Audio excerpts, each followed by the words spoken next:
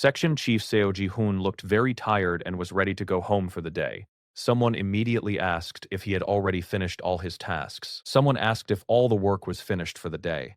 A person then announced they would be leaving work now. Section Chief Seo Ji-hoon looked very tired and was ready to go home for the day. But another coworker grabbed his shoulder, reminding him about the company dinner everyone was excited for. Section Chief Seo Ji-hoon found himself held by a smiling coworker. His colleague really did not want him to leave. Two colleagues whispered that Section Chief Seo Ji-hoon was skipping the company dinner, saying it wouldn't be the same without him. One of them joked that he would be drinking alone and sad. He had been working overtime all the time and just wished there was less work. He just couldn't take it anymore. A woman with long brown hair smiles gently while looking down. She appears to share a special understanding with the person in front of her. Ji-yeon, a kind colleague, gently touched his shoulder and agreed that everyone had been working incredibly hard. She seemed to understand his desire to leave after a long day. Ji-hoon felt a deep understanding when Lee Ji-yeon said she knew how tough things had been for him. He was so touched that he became teary-eyed, feeling like she was the only one who truly understood him. Section Chief Lee Ji-yeon made everyone feel understood, especially after hearing about the tough work. She excitedly suggested that they should all go out for drinks today to celebrate. He thought Ji-yeon truly understood his desire to leave work, but then she immediately suggested drinking, making him feel completely misunderstood. He clearly felt frustrated by her false understanding. Section Chief Seo Ji-hoon thought everyone around him had gone completely crazy from too much work. He wondered how he ended up in a job full of never-ending overtime and such strange people. He walked away, finally leaving the office for the day. All he ever wanted was to be a civil servant who could work and play in a balanced way. Seo Ji-hoon looked very tired as he tried to leave work after a long day. Outside, a mysterious hooded man stood quietly, waiting. The man looked into the distance, his mind replaying the image of the strange citizen who visited earlier that day. He couldn't shake off a bad feeling about that person. A man in a mask seemed very angry and strange, making the office worker next to him feel uneasy. The worker quickly thought about how to make this unstable visitor leave. The man told the visitor that decisions came from higher-ups, so there was nothing he could do about it. He explained that the matter was beyond his control. The employee tells the visitor it is too late for today's business. He gently asks them to go back and come another time. A frustrated citizen asked why he was being ignored, but Seo Ji-hoon calmly explained that he was simply following the rules. He added that the office hours were over, so the citizen would have to come back another time. The woman looked shocked and quickly covered her mouth, her eyes wide with surprise. She had just told the man their working hours were over, when something terrible happened. He realized this was a dream he kept having, a memory of when he got stabbed. The citizen had thought he was being ignored and had lashed out violently. Someone suddenly stabbed him in the stomach. Blood started to soak his clothes as he felt a sharp pain. Seo Ji-hoon felt completely exhausted and decided he couldn't take it anymore. He was finally leaving work on time after endless overtime. A furious man stabs someone with a knife, blaming them for ignoring him. He screams that everything bad is their fault as blood splatters. Covered in blood, the man heard someone yelling furiously at him, telling him not to live that way. He could barely understand the words as his thoughts slowly faded. He just wanted to enjoy life and work in a fair way, not too much of either. He often thought about this simple desire. They had finally arrived at their destination, a large compound filled with many buildings and activity. This was the new sect Ilmok was now a part of. He suddenly stumbled and fell to the ground with a loud thud. The man quickly grabbed his stomach, feeling a sharp pain there. His stomach hurt so much he wondered if he was okay.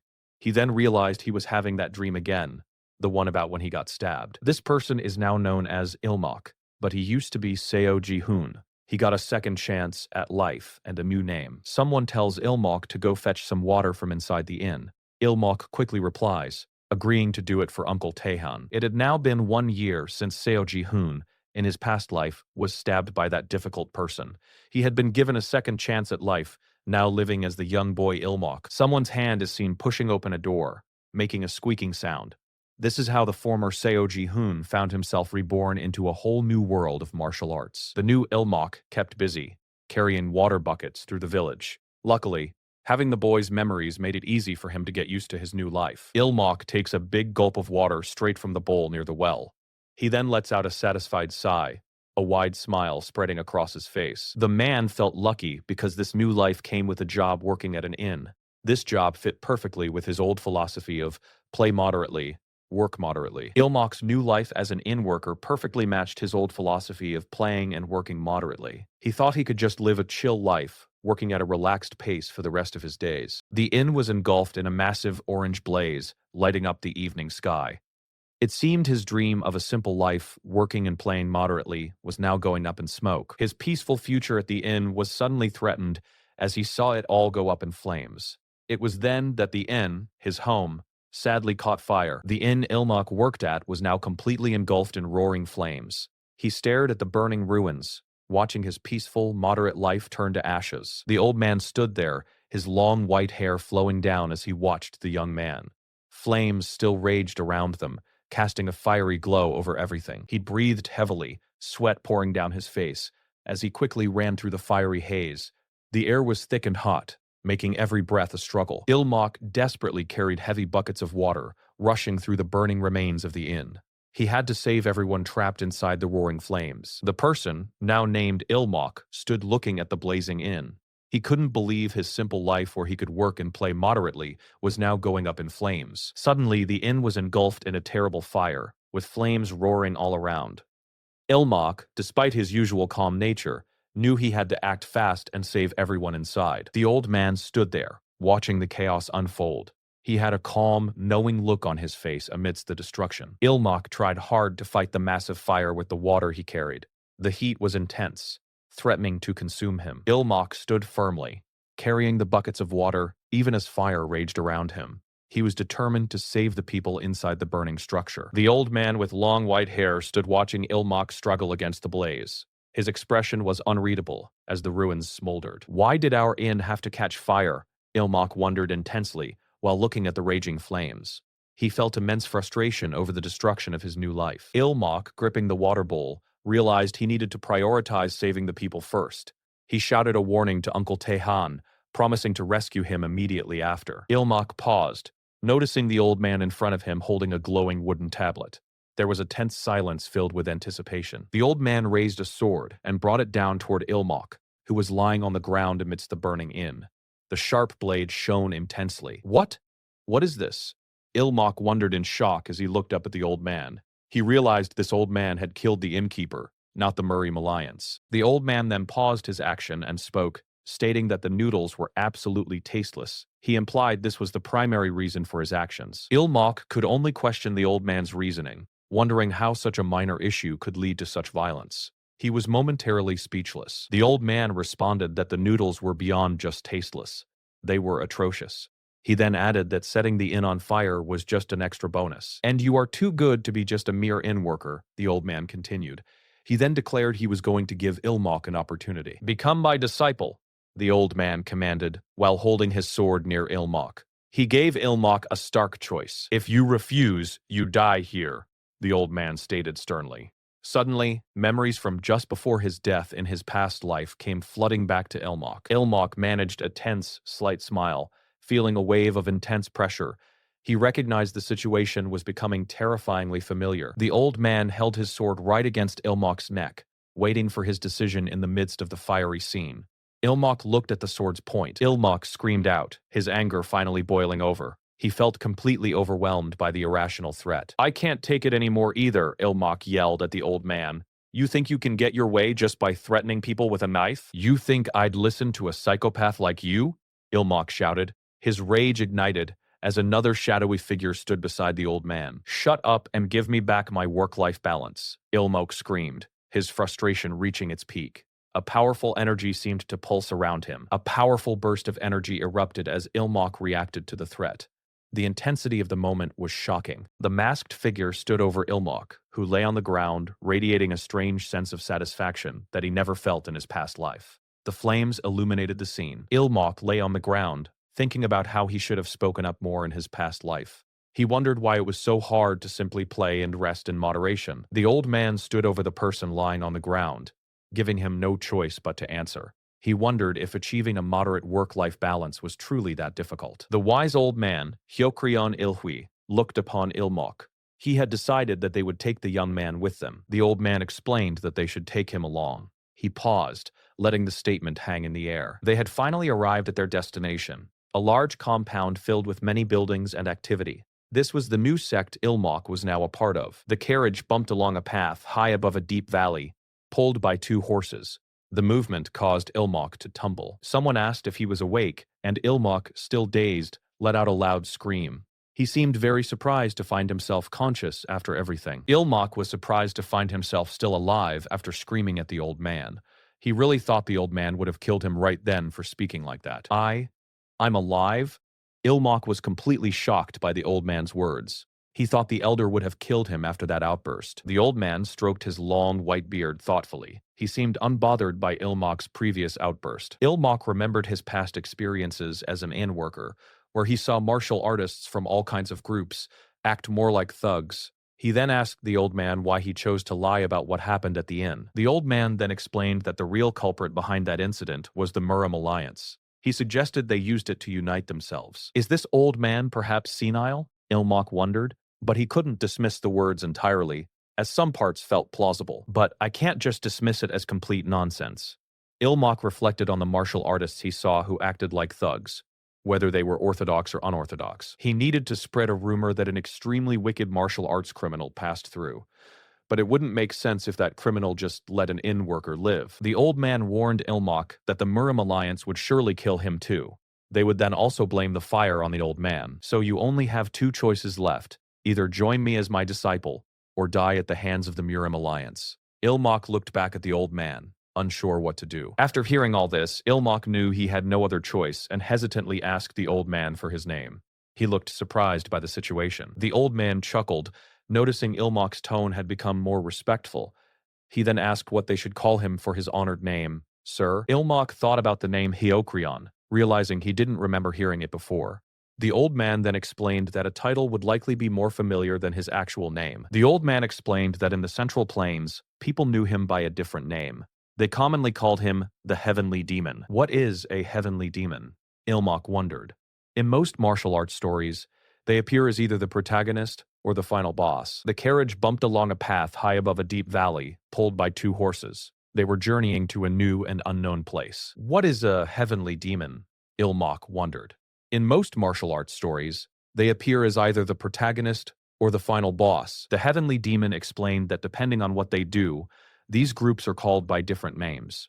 People often refer to them as the Sun and Moon Divine Cult, or the Ming Cult, but the conclusion is that they're the leader of a pseudo-religious group. The old man raised his arms, a bright star symbol glowing behind him. The old man explained that many modern religions cause trouble and have many problems. But his group was different, except for the strong power they held. He thought about how ridiculously strong the heavenly demon must be. Modern religions like that often get into all sorts of trouble, so he wanted no part of it. The heavenly demon asked about work-life balance, and Ilmok simply explained it was about balancing work and life. Well, it's the balance between work and life. It's nothing special. Maybe it's okay as long as it's not a criminal organization. He then gave his name as just Ilmok, entering their new sect. The old man announced that they had arrived at their destination. He then asked the young man for his name. Ilmok tells the old man that he does not have a family name, and people simply call him Ilmok. The old man then welcomes him, accepting Ilmok into their group. The old man welcomed Ilmok to his new sect, making the young man's eyes go wide with a mix of shock and worry. It was a strange beginning for his new life. They finally arrived at their destination, passing by many people who were lying unconscious on the ground. This sight showed just how powerful the heavenly demon truly was. People around paid their respects and begged the heavenly demon for help. The young man stood there, looking quite overwhelmed by all the attention. The young man was shocked to see so many people bowing down, making him wonder if this was what a cult leader truly looked like. He found the whole situation a bit too much to take in. The young man felt a little overwhelmed by everyone bowing deeply before him. It was a strange sight to have so many people showing such profound respect. He looked at the heavenly demon, starting to see him in a new light. Maybe the heavenly demon was not so bad after all. The wise old master introduced the grand hall they were in, explaining that this impressive place was called Pungam Hall. This manor would be the young man's new home if he chose to become the master's disciple. The master told him that if he decided to become a disciple, this huge manor would be his new home. He then left the young man to stay there and think things over. The heavenly demon told the young man to stay in the manor while he made his decision. He also promised to personally find out who sent the assassins to the inn and tell him. The heavenly demon looked at the young man, understanding that someone like a father had died because of the attackers. He knew the deep wounds in the young man's heart must be very painful. The heavenly demon promised to help the young man with his troubles. He swore on his own name that he would investigate who sent the assassins, no matter what. The young man bowed low to the ground, showing great respect to the elder. He promised to bring shame to his master and then die if he had to live like this. The young man thanked the master for his kindness and help. The master then asked if he had already made up his mind about joining the sect. The young man lay on the ground, looking tired, but decided to accept his new path. He declared that since he had no other choice, he would do his very best in this place. The master told the young man he had thought well about the offer to join the sect. The young man remained kneeling before him, ready to accept his new path. The heavenly demon then explained that he also had to look after all the believers in his sect. So from that day on, he would assign an attendant to the young master, who would also act as his guard. The young man understood the master's words and readily thanked him. He was ready to learn the customs of the sect from his new attendant. The young man thanked the master, saying he would do his best since he had no other choice. The master acknowledged his decision with a smile. The young man observed two figures talking in front of a grand building, noticing how quickly things were happening. He wondered if this fast action was normal for a cult. The disciple wondered if this beautiful young woman was the attendant assigned to him. He was shocked by her stunning looks, thinking her face was like that of a celebrity. He was surprised that such a young person would be his attendant, but then he reminded himself that he too was currently young in this life, even if his old self was much older. The new attendant introduced herself as Jin Ha-yan to young Master Ilmok. He felt a bit hesitant about having someone so young attend to him. The beautiful young woman stepped forward to introduce herself. She told him her name was Jin Ha-yan, and she would be his attendant from that day on. The young master thought about the situation, wondering if he should take his time to process everything. He then remembered his own body was 15 years old, realizing the age difference between him and his new attendant wasn't too big. Jin Ha-yan spoke softly, apologizing for bringing up something so serious right at their first meeting. But she quickly added that the young master needed to get ready to join the Demonic Arts Academy. The young master heard about the Demonic Arts Academy and looked very puzzled. He pondered what this new place might be. Jin Ha-yan told him about the Demonic Arts Academy, a grand place where the sect's best members enter at age 16. She explained that everyone in a high position in the demonic cult had trained there. Being the disciple of the most powerful person meant he had to be the best student to make his master proud. But becoming the top student at the Demonic Arts Academy sounded like a really tough job to him. The attendant reminded the young master that time was running out for his training. She gently tied his hair, promising him not to worry despite the urgency. He seemed surprised by his own words, wondering about the influence such a threat might have. With a sudden motion, the person in red was forcefully thrown through the air. They tumbled, their long dark hair flowing behind them as they fell. She declared her intention to make the young master the strongest. Her serious demeanor showed how determined she was. Jin Ha-yan looked deeply shocked and serious, her eyes wide as she processed the young master's words. His threat to bring shame to the master and die had clearly taken her by surprise. The young master thought of a risky plan. Feeling it was the only sure way to proceed, he declared he would give up on everything and die, bringing shame to his master's name. A chant echoed through the grand building, speaking of the heavenly demon's arrival and the submission of 10,000 demons. Someone called out "one," trying to make their voice loud and clear. The young woman, Jin Ha-yan, stood firm, telling the young master his voice was too quiet and to start again. She was pushing him hard, making sure he understood her strict instructions. A person lay on the ground, tied up and covered in sweat, as another figure stood over them. The exhausted person was made to repeat a phrase, followed by a loud "two." The tough training made sweat drip from his hand as he pushed himself up from the ground. He looked at his hand with a determined stare, still trying to keep going. Jin Ha-yan, the new attendant, strictly told the young master to straighten his arms properly during their training session. She pushed him hard, showing no signs of letting up even for a moment. The young master strained under the heavy burden, his muscles shaking with exhaustion and sweat dripping from his face. He let out a pained groan, clearly struggling with the intense physical training. The young master fell to the ground, weighed down by a heavy bag during the relentless training. His body was pushed past its limits, making him wonder how much more he could endure. Jin Ha-yan, with a fierce expression, pushed him harder, demanding that he get up right away. However, completely exhausted, he felt like he just couldn't do it anymore. He lay collapsed on the ground, completely worn out, feeling like he absolutely could not do anything more. He angrily thought that someone had practically threatened him, even if it wasn't with a real knife, to make him work so hard. Jin Ha-yan kept pushing the young master during his training, telling him to just keep going with all his might. The young master looked completely exhausted, but had no choice but to try and endure her strict demands. The young master, Ilmok, looked utterly defeated, sweat dripping from his face as he let out a heavy sigh. His attendant, Jin Hayan, stood nearby, ready to continue his rigorous training. The young master was thoroughly exhausted and drenched in sweat, feeling overwhelmed by the ways of this demonic cult. Nearby, a woman with long dark hair observed him with a calm, serious expression. The young master was utterly drained and soaked in sweat from the day's brutal training, cursing the cult in his mind. Meanwhile, Jin Ha-yan appeared serene and relaxed. Ilmok looked completely worn out, leaning heavily on the person beside him. His training for the day had gone far beyond what any normal person could endure. The young master's training for the day went way beyond what a regular person could handle. He had never even learned martial arts before this. The young master was completely worn out, having pushed his body far beyond what an ordinary person could handle in a single day of training. His attendant was amazed, noting that his ability to endure so much without any prior martial arts experience was proof of his heaven-sent talent. His attendant, Jin Ha-yun, deeply respected the heavenly demon, feeling truly amazed by his wisdom.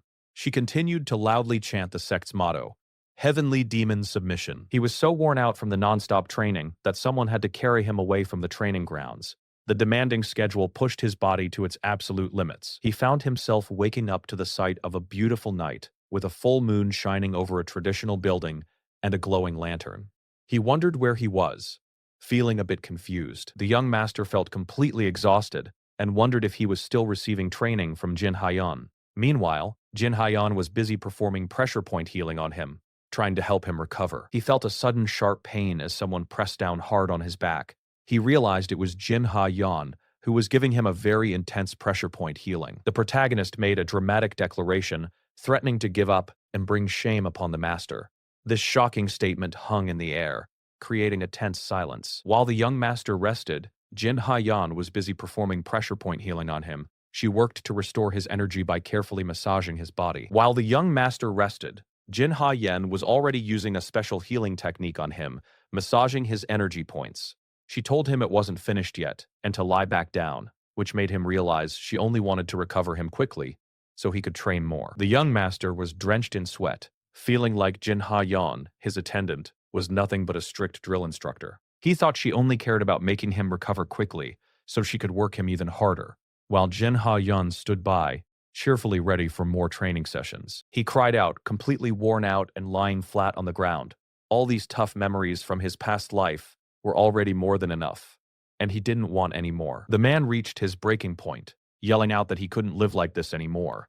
He looked completely exhausted and overwhelmed. He was exhausted and loudly asked for at least an hour's break. He firmly believed in having a good work-life balance and promised himself to protect his rest time no matter what. She immediately turned down his request. He cursed in frustration as he was reminded of his situation. The young master was only 15, with just 1 year left before he had to enter the Demonic Arts Academy. Jin Ha-yun stood firm, telling the young master there was no time to waste for leisurely breaks. She reminded him that his enrollment into the Demonic Arts Academy was fast approaching. The young master, looking very worried and a little sweaty, asked if she was really going to be so tough on him. He then wondered what she would do if he actually died from all the hard work. Jin Ha-yan assured the young master that he was strong enough not to collapse from the training. She even added that if he did, she would happily follow him in death. The girl stares with fierce loyalty, declaring that she will continue to serve her young master even if she becomes a spirit. Her commitment seems absolute, regardless of what happens to her. The young master thought this girl was completely fanatical, talking about following him even in death while acting loyal. Paradoxically, her extreme devotion actually gave him an idea for a solution to his problem. He finally thought of a risky plan, believing it was the only certain way to deal with his current problem. He was about to reveal his decision, watched closely by Jin Ha-yun. The character decided that talking was no longer helping. He declared that if he had to live this way, he would simply give up on everything. He pulls at his clothes and declares that he will bring shame to the master and then die if he has to live like this. His attendant looks up at him, shocked, and asks what he means by such a statement. He had found a risky solution to his problem. He would threaten to bring shame upon his master's name and then die. The young master, looking strong but worn, shouted in pure frustration. He declared he would rather die than keep going like this, daring his attendant to just kill him. Ilmok stands shirtless, facing Jin, who is clearly upset. Jin looks at Ilmok with intense anger, asking if he will truly not regret what he has said. Ilmok replies that he will not regret his words at all. Jin explains that while it would be a disgrace to the master to have an incompetent disciple, her main concern is whether Ilmok thinks she will just stand by and watch. A magical lotus flower glows as Jin's power and determination are emphasized. She warns him that if he proves to be a disappointment to the heavenly demon, she will eliminate him herself. Ilmok adjusts his clothes, wondering what Jin's next move will be after her powerful words. He then asks, "Then what?" Suddenly, Jin fiercely attacks Ilmok with glowing eyes, moving at incredible speed. Her powerful strike lands directly on Ilmok, shaking him with its force, causing him to utter, "Heh." Ilmok is stunned by the hit, acknowledging to himself that her power is indeed formidable. Jin grabs his shirt tightly. A close-up shows Jin's hand glowing as she grips Ilmok's throat, while he struggles internally. Jin declares that even if others call her an apostate for her actions, she does not care and would gladly sacrifice her own life. Narration moved to crop 4 for better flow related to Jin's visual intensity. Ilmok quickly points out that if she were to kill him, it would make the master look bad for choosing an apostate as his attendant.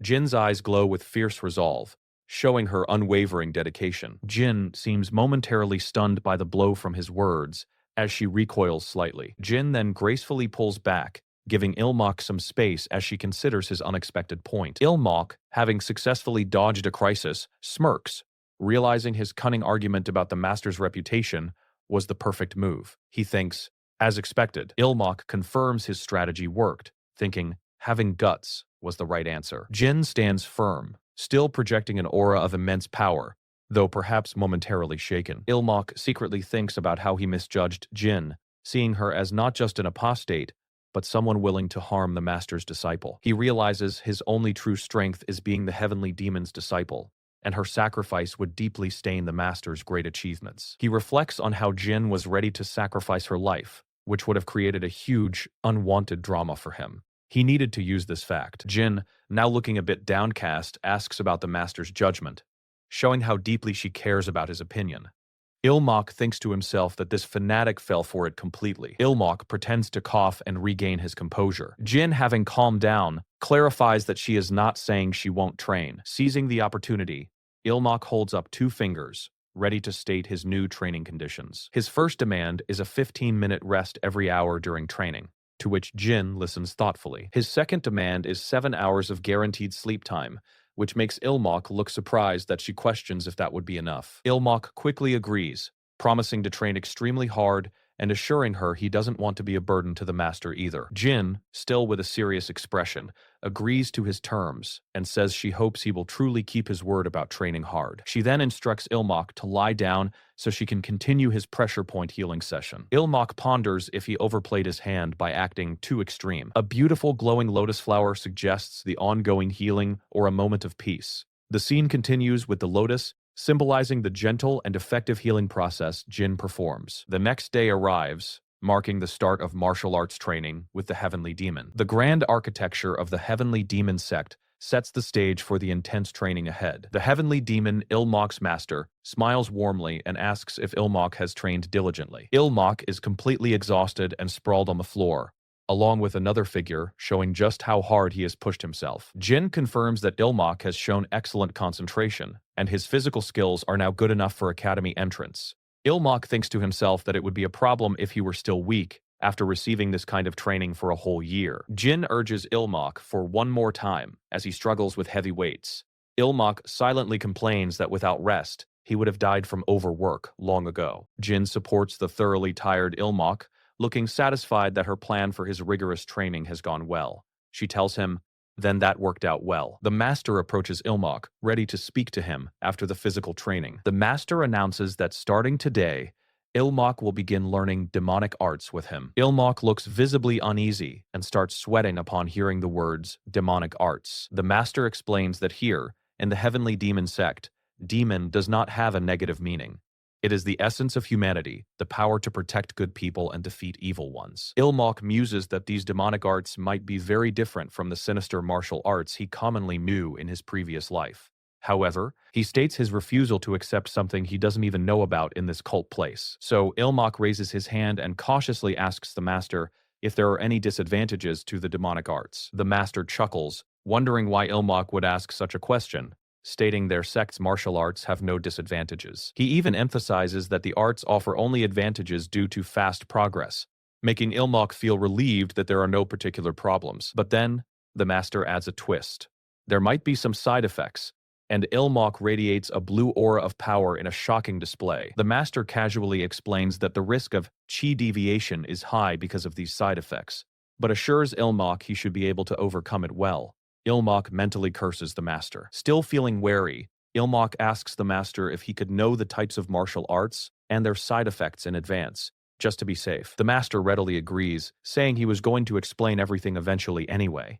He places hands on the shoulders of Ilmok and Jin, who are bowing. Ilmok adjusts his robes, listening closely, ready to hear about the specific demonic arts. The master begins by introducing the explosive demon sword technique. This sword technique is described as incredibly destructive, capable of blowing up entire mountain peaks with its power. Its side effect, however, is severe anger management disorder, shown with someone losing control in a fit of rage. Next, the bare-handed demon arts are introduced. An ice-based technique, this art can freeze an entire area at once. Its unexpected side effect is excessive libido, leading to comical chaos shown by a panicked man and two surprised women. Then comes the mad soul sword technique. This sword technique surpasses other arts with its ever-changing, unpredictable movements, but it leads to disturbing visions of many eyes. Its side effect is auditory and visual hallucinations, causing people to see and hear strange things. The master adds there are various others. Ilmok is horrified, thinking, "Are you telling me to choose martial arts or choose a mental illness?" His face shows a mix of despair and terror as he covers his eyes in shock. He then asks the master if he has mastered all these many martial arts, to which the master confidently replies, "That's right, but why?" Ilmok is aghast, thinking, "This is for real?" Ilmok is internally aghast, thinking that the heavenly demon isn't a demon at all, but rather a walking collection of psychiatric issues. The master, unfazed, assures Ilmok there is absolutely nothing to worry about. He calmly states that all the side effects of the demonic arts can be overcome, leaving Ilmok to ponder how that is even possible. Demonic arts are learned in 3 main steps. The first step is called entering the demon, which is when someone first begins to learn these arts. The second stage is extreme demon. This happens when the difficult side effects of using demonic arts become very strong, reaching their worst point. Finally, there is a last stage to learning these powerful arts. A practitioner aims to reach a calm state, often through meditation, to master their powers. This final stage is when someone completely breaks free from all the bad side effects of their demonic arts. This freedom is known as escaping the demon, marking the true end of their struggle with the arts. The young man, Ilmok, asks what would happen if he couldn't reach escaping the demon in his lifetime. While standing before the building, his master gently touches his shoulder, choosing him for a special path. The master reminds Ilmok of the test he gave him before, assessing his character, and states, "That's why I chose you." The master looks down at Ilmok, asking if he remembers the test he administered previously. He tells Ilmok that with his good nature, he should be able to reach the escaping the demon stage. The master then asks Ilmok to make a choice, deciding which demonic art he wishes to learn. Ilmok feels a bit put on the spot, thinking, "Are you telling me to just shut up and choose?" but realizes he has to make a choice. He looks away momentarily, confirming his focus on the decision. He boldly declares his decision, ready to commit to the path he has chosen. The soul-stealing emotionless sword is an art known for its continuous flowing movements, as seen in this dynamic display. It got its name because it can steal the very spirit or soul of an opponent. However, this powerful art comes with a strange side effect. It can cause an obsessive-compulsive personality disorder in the user. Ilmok chooses this art because he thinks a symmetrical obsession seems like something he could handle. And while pursuing perfection, he would also like to increase his survival rate. He knows that things might not go exactly as he thinks, but the master prepares to show him a few techniques. The master, holding his sword, looks down at Ilmok, promising to show him slowly and carefully. Ilmok, standing with another woman, responds eagerly, "Yes, yes, sir." The master grips the scabbard, noting that this demonstration involves a specific draw. First, the master demonstrates by moving his right foot back 1 step, while quickly drawing his sword. The master performs the draw with immense speed, illustrating the defensive action against an attack. The master completes the draw, looking strong and ready under the bright sky. He then asks Ilmok to follow along with the movements, stepping back slightly. Ilmok holds his own sword, thinking the explanation sounds grand, but wonders if it's just drawing a sword, right? He then attempts the move confidently, thinking, how hard can this be?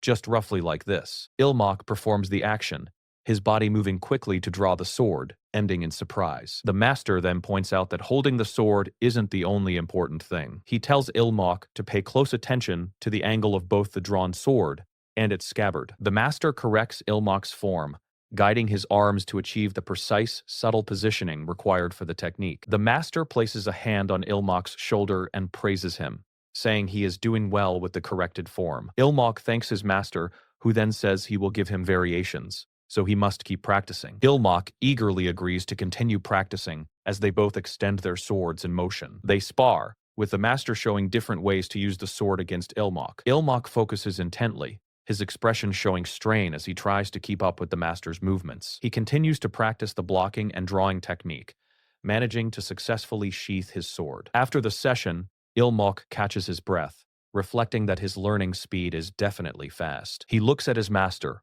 wondering if his young age contributes to his quick progress. The master then prepares to attack, saying he will try to draw and block with the soul-stealing flying sword technique. He instructs Ilmok to practice drawing and blocking using the soul-stealing flying sword technique against his slow swing. The master brings his sword down in a powerful arc, his eyes intense. Ilmok's eyes widen in shock as he witnesses the speed of his master's impending attack. The sound of metal clashing echoes as Ilmok blocks the attack, focusing on the moment of impact. He instinctively blocks his master's powerful blow, a bright spark marking the collision point. Ilmok thinks to himself that even though he hasn't practiced these positions, he is naturally blocking everything. Ilmok easily blocks another swift attack and wonders if he is perhaps a genius for being able to perform the difficult move instinctively. He continues to practice the difficult move, landing another successful block after the intense sparring. Again, he blocks another swift attack, performing the difficult move without thought, though he is exerting himself. Ilmok begins to wonder if he might actually be a genius because of how quickly he is picking up the techniques. He stares at his trembling hands,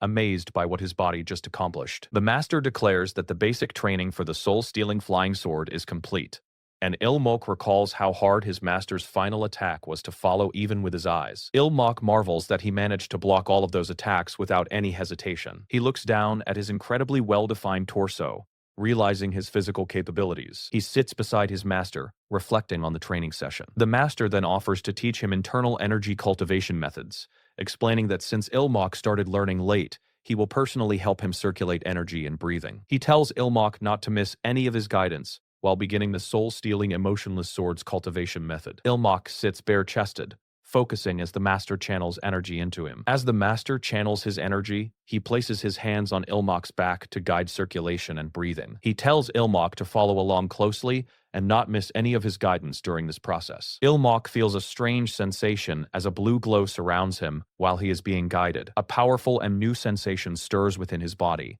and various internal energy points begin to light up, showing the energy flow. Ilmok notices that his master's internal power, while strong, is also very gentle. Thanks to his master's noble teachings, Ilmok was able to memorize both the flow of internal energy and all the meridian points. The master continues to guide the energy, ensuring Ilmok properly absorbs the teaching through physical contact. The master congratulates Ilmok for successfully beginning the soul-stealing emotionless sword training. He tells Ilmok that he has successfully created a small Dantian the size of a bean, officially entering the demon stage, and urges him to keep striving until he can escape the demon. Ilmok confirms his understanding, and the master then invites him to dinner that night with his senior disciples. The master adds that all the disciples will be gathered at the main headquarters, making it a good time to exchange greetings. Ilmok replies, "Understood. Then I'll be waiting," preparing to leave the training area. He sighs, thinking, already a company dinner. He muses that these senior disciples will eventually have to fight over the heavenly demon position, while someone offers to help him get ready. He accepts the offer, still wishing he could just live quietly and comfortably instead of competing for the heavenly demon position. Ilmok then asks Miss Jin what kind of demonic art she learned, and she declares it is bare-handed demon arts. He realizes that the frost he saw forming around her before must have been a side effect of her bare-handed style that kept forming. Ilmok looks at her with a surprised expression, reacting to the name of her art.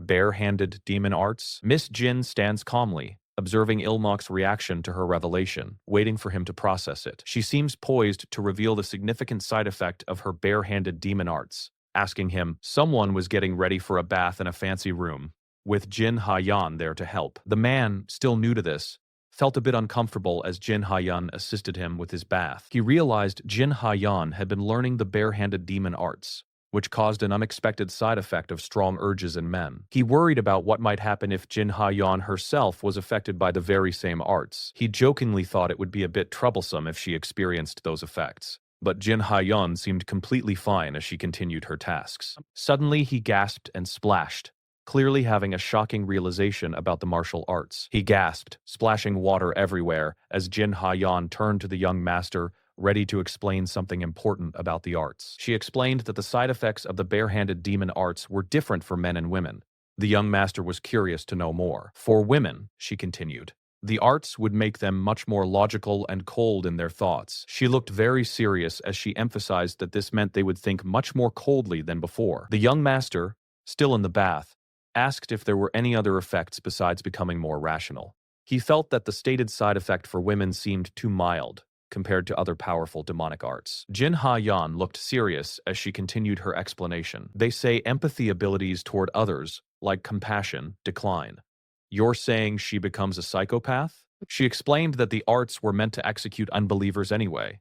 I consider it a beneficial effect, not a side effect. The young master realized his misunderstanding and apologized for assuming it was a problem. He then remembered a time she had choked him, realizing with a shiver that she was seriously trying to kill him, not just threatening. Looking out at the grand building under the night sky, he decided he really needed to act moderately from now on. Later, dressed in their formal clothes, the young master and Jin Ha-yan stood side by side. The young master knew that the truly important events were about to begin from now on. He recalled Jin Ha-yan telling him he was the heavenly demon's 8th disciple. Half of the disciples died from chi deviation or battles with orthodox sects, so including him, only 4 of the heavenly demon's disciples remain. The survival rate of the heavenly demon's disciples is about 50%. He then stood alongside Jin Ha-yan in their formal clothes. He knew it wouldn't be easy to survive, but he was determined to make it through. He walked with purpose, cheering himself on, calling himself Seo Ji-hoon. The youngest disciple paid his respects to his master and senior disciples with a formal bow. He inwardly vowed not to die before he could live a sweet life as his master welcomed him in. The old master introduced Ilmok as his youngest disciple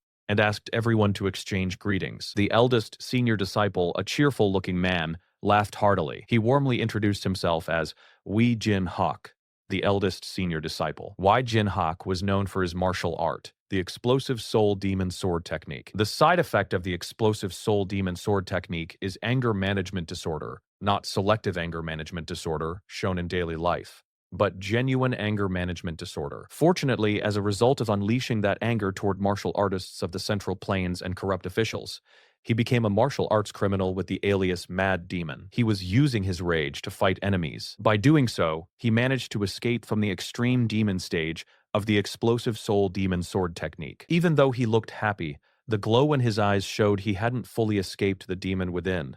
It was not escaping the demon. Ilmok realized his eldest senior disciple was like a ticking time bomb, someone who could explode again at any time, making him practically like a landmine. Wei Jin Hak playfully punched Ilmok, who mentally warned himself not to be fooled by the elder's vacant smile and to stay tense. Despite the playful punches, Ilmok thought the atmosphere was surprisingly friendly.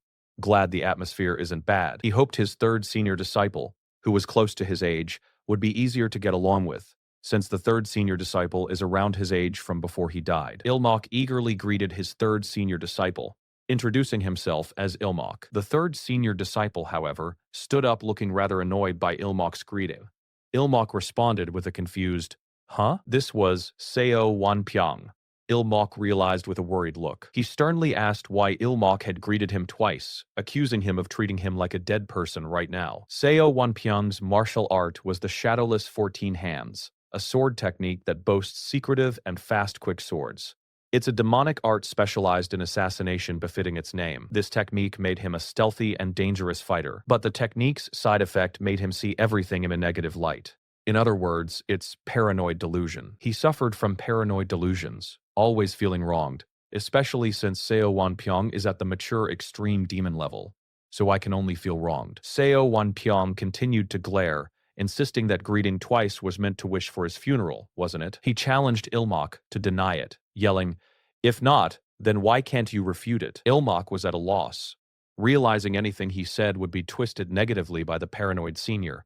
"If I hadn't greeted, you would have bitched about not greeting." Seo Wanpyeong grabbed Ilmok's collar. Wai Jin Hak stepped in, laughing and telling the third senior disciple that his joke was going too far. A calm-looking senior disciple suggested the third senior was just hungry and offered him new chopsticks. Ilmok quickly apologized to both senior disciples, trying to smooth things over, but he was suddenly pulled back by someone. The calm senior disciple made Ilmok apologize again.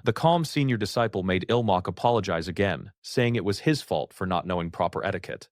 Ilmok was surprised, thinking he had found a decent person. He was relieved to see that there was at least one normal person among his new senior disciples. He recognized this seemingly kind person as the sixth senior disciple, Jong Ri-chu. Ilmok hoped Jong Ri-chu would be the most reliable, thinking this person must be the sixth senior disciple, Jong Ri-chu, and perhaps the most trustworthy person here. Jong Ri-chu suddenly put his arm around Ilmok's shoulder, surprisingly telling him to greet someone else first. He pointed towards an empty chair, introducing it as the fourth senior disciple. Ilmok was utterly confused by this strange introduction, looking towards the empty chair. Jong Ri-chu continued to laugh, playfully telling the empty chair that its jokes mean by that. Ilmok was terrified, realizing Jong Ri-chu was talking to thin air and that the fourth senior disciple was supposed to be dead. He thought, this guy, who exactly is he talking to? He suddenly remembered the name of Jong Ri-chu's demonic art, the Mad Soul Sword technique. He realized, if it's fourth senior disciple, he must be the person who supposedly died fighting Orthodox sect people. I remember. Jong Ri-chu urged Ilmok to greet the invisible fourth senior disciple, reminding him of the side effects. The name of the demonic art Jong Ri-chu learned is Mad Soul Sword technique. Jong Ri-chu's eyes suddenly looked wild as he sharply asked Ilmok if he had not greeted him, stating, "I told you to greet him?" Ilmok realized with horror that Jong Ri-chu's Mad Soul Sword technique caused auditory and visual hallucinations.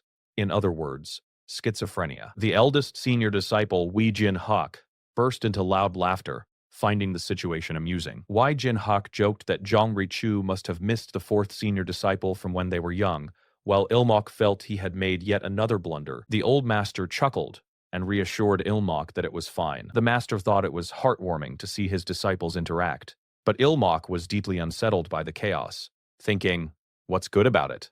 Damn. As night fell over the beautiful building, Ilmok wondered if today's company dinner with his eccentric seniors would be okay. A beautiful spread of food filled the table, ready for dinner. However, a young man, Ilmok, felt incredibly hungry, recalling he hadn't eaten earlier, expecting a proper company dinner. As Ilmok tried to pick up his chopsticks, he was interrupted by conversation.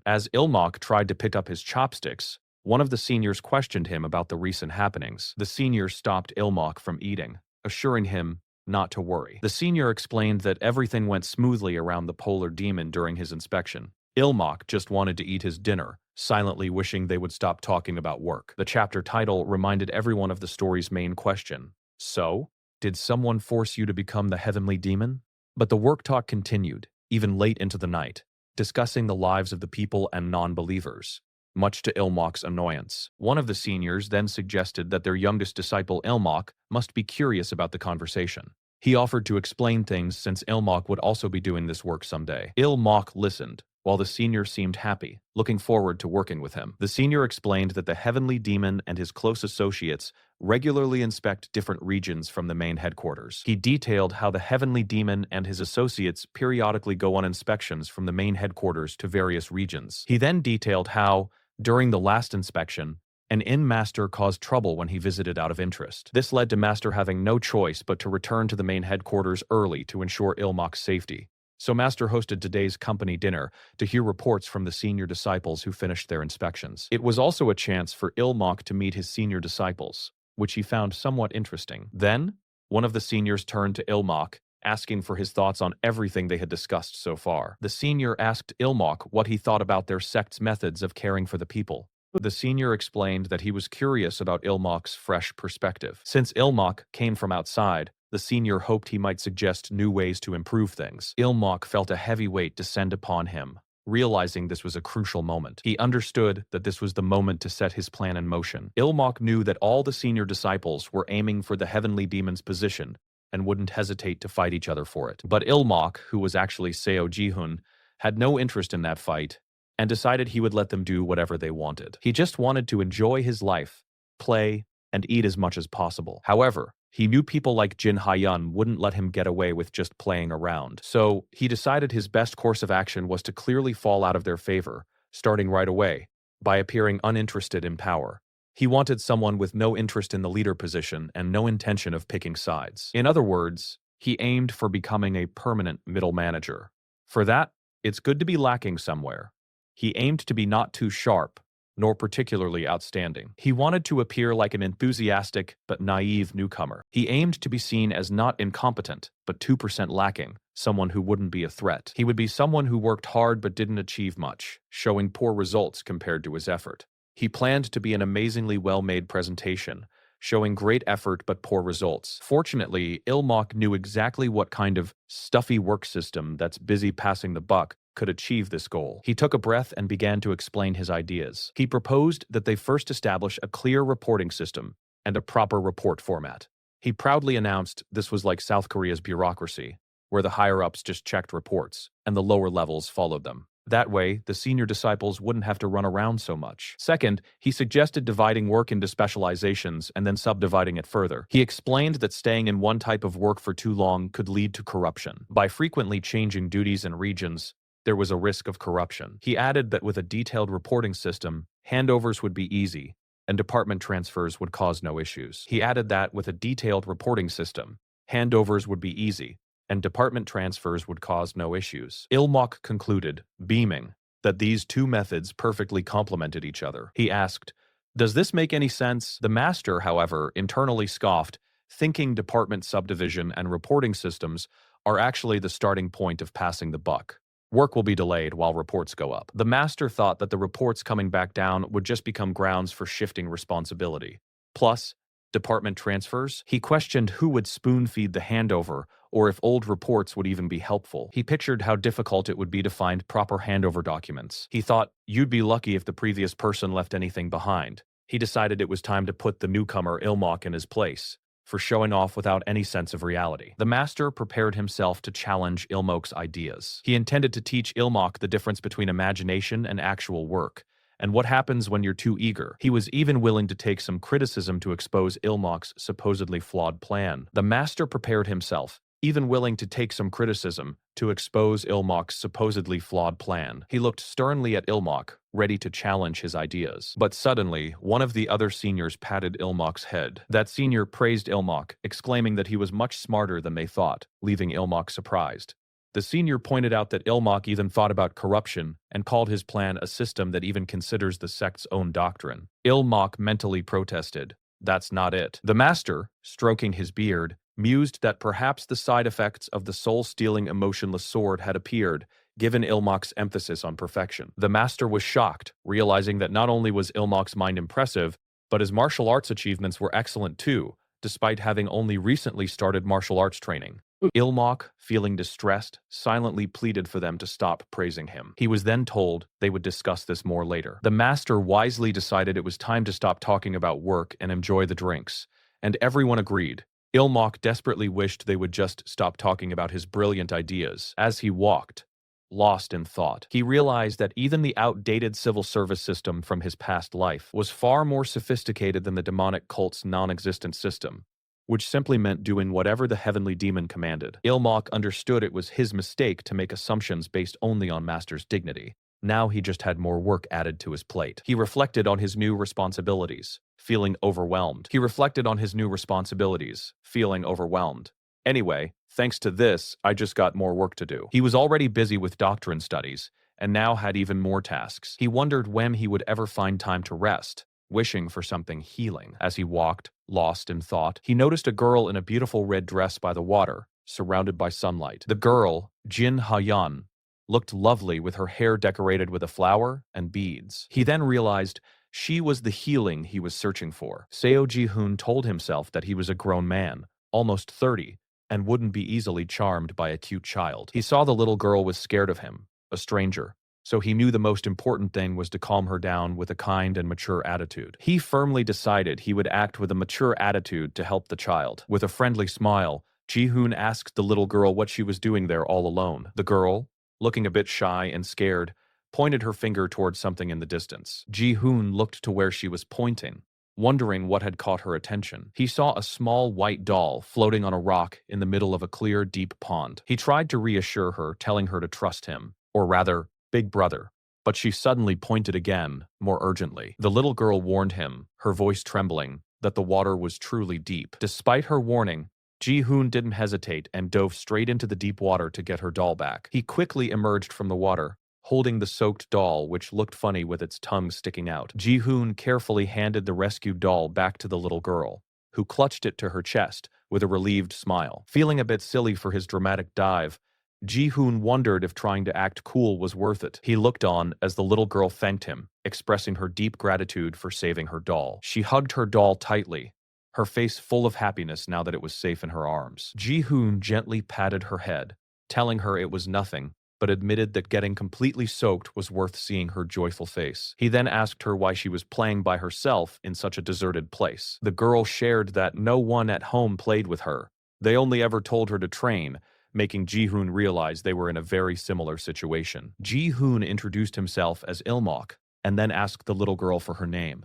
She softly replied that she was Seon-ah. He then asked if Seon-ah would be happy to meet him again tomorrow at the same spot, which made her eyes light up with surprise and hope. Seon-ah, her doll still in her arms, excitedly suggested they meet every lunch break for him to play with her daily. She looked up at him, her eyes wide, and asked if he was truly promising to play with her every day. Ji-hoon smiled warmly and promised again that they would meet at that specific time each day. They sealed their promise with a pinky swear, a small but meaningful gesture between them. A decorative title card for the chapter is displayed. Later, a woman named Jin Ha-yeon noticed Ji-hoon's bright mood, commenting that he had been looking good these past few days. She asked him if something good had happened to bring about his cheerful appearance. Ji-hoon was shown pushing a large, heavy stone, engaged in intense physical training. Wiping sweat from his brow, he replied that his swift learning progress must be the reason, boasting that he would finish his doctrine studies within half a year. Jin Ha-yeon remained silent, processing his words. Ji-hoon laughed, insisting that his fast progress was the only reason for his good mood. However, he secretly admitted to himself that he had lied, knowing the real reason was something else. He feared that if Jin Ha-yeon discovered his meetings with Seon-ah, she would stop them immediately. He pictured Seon-ah joyfully running. Ji-hoon cherished the healing time he spent with Seon-ah, finding it precious. He gazed at Seon-ah, who was happily playing, and vowed to protect their special time together at all costs. He imagined embracing a laughing Seon-ah, reaffirming his deep commitment to safeguarding their bond. Later, Jin Ha-yeon and Ji-hoon received welcome news while standing respectfully in a formal setting. They knelt and bowed to the master of all demons, showing their utmost respect. The master praised Ilmok, stating that his opinion from their last discussion was certainly excellent. However, the master pointed out that Ilmok's ideas didn't perfectly align with the sect's current state, asking him to explain his understanding. The master then instructed Ilmok to personally tour the sect and come up with improvement plans. Ji-hoon humbly agreed, acknowledging that he was still imperfect and had much to learn from the master's wisdom. The master chuckled, announcing that it would be best for Ilmok to leave tomorrow. Ji-hoon put on a brave smile, but felt dread. Ji-hoon cursed inwardly, realizing that Jin Ha-yeon would be accompanying him, forcing him into intermittent training, which he strongly disliked. Now in his training attire, Ji-hoon knelt, ready to learn footwork and lightness skills, instructed to follow quickly due to lack of time. He let out a sigh, his thoughts drifting to Seon-ah as he missed their precious time together. Meanwhile, Seon-ah was in her own training room, looking thoughtful as someone asked her what she was doing. The question was repeated to Seon-ah, who seemed distracted and not fully present. Jin Ha-yeon stood sternly before Seon-ah, telling her directly that she was not concentrating on her training. Seon-ah apologized, quickly stating that it was nothing, trying to dismiss her distraction. Suddenly, Jin Ha-yeon launched a swift, powerful strike. Seon-ah, with intense focus, responded instantly with a strong punch of her own. Their opposing strikes met with a powerful clash, creating a visible impact. Jin Ha-yeon calmly observed Seon-ah, fanning herself with a composed demeanor. She then called out Seon-ah's name in a serious tone. Seon-ah, her back turned, again stated that it was nothing, appearing withdrawn. Jin Ha Yem instructed Sion Ah to keep practicing diligently until she returned. With that, Jin Ha Yen exited the room, leaving Sion Ah alone to continue her training. Sion Ah was left by herself in the spacious training hall, the silence emphasizing her solitude. As Jin Ha Yan walked away, she realized she had almost neglected their usual training routine. She touched her head, acknowledging the crucial importance of this training period. Back in the room, Seon-ah continued her intense punching practice, her movements filled with powerful energy. Jin Ha-yan, though absent, silently apologized to Seon-ah, knowing the tough training was for her own good. Seon-ah relentlessly pounded the training equipment, her fist glowing with concentrated energy. Jin Ha-yan silently urged her to endure just a little longer, as the training dummy began to break apart from Sona's powerful strikes. Siona stood exhausted in the dimly lit training room, surrounded by broken training gear after her arduous practice. She raised her hand, which began to emit a dark, ominous glow, and quietly called out for Big Brother Ilmok. The new day began with a bright, clear sky. As he prepared to leave, he met a woman for the first time on this trip. He stood waiting on the steps behind her. He thought about how quickly they had to leave without much warning, to think they would really depart the very next day. He felt a little sad, wishing he had time to properly say goodbye to Sion Ah.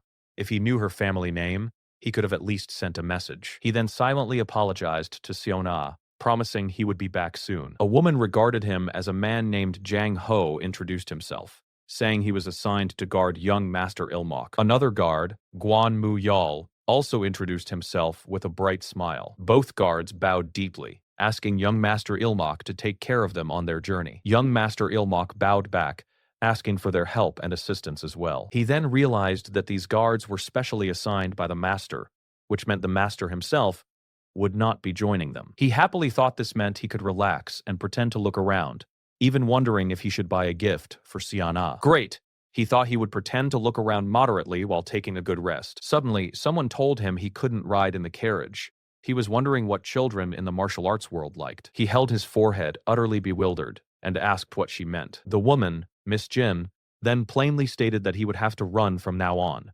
leaving him completely shocked. He protested, asking Miss Jin what she meant, unable to understand this new rule. Miss Jin then took the reins and shouted, making the carriage jolt forward, forcing him to react quickly. He had to run at full speed to keep up with the moving carriage, screaming in frustration. He angrily questioned what she was doing, but Miss Jin calmly replied that this was also part of his training. She instructed him to use the lightness skills he learned recently to follow the carriage, while the two guards relaxed inside. Jang Ho and Guan Mu Yel sat inside, holding the reins loosely, feeling the carriage jostle. He struggled, feeling his body twist with the effort, as Miss Jin told him to concentrate more. No matter how difficult the situation, his movements must not be distorted. Miss Jin looked on with a steady gaze while he exerted himself. She promised he would at least get some rest time for energy circulation and breathing exercises. As the day ended, young Master Ilmok continued to run atop the carriage, while the two guards relaxed inside. They finally arrived at Kucha County just as the sun rose. Young Master Ilmok collapsed to the ground,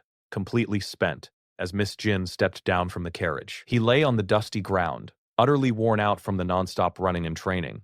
He cursed, asking what kind of rest she meant. He felt the jolting of the carriage, realizing it was impossible to calm his energy while trying to do practical training in a bumpy carriage. He hadn't been able to rest at all because he was constantly fighting to control the surging energy. Despite his pain, Miss Jin simply told him he worked hard and would prepare a bath and healing. He was stunned by her words while she carried him.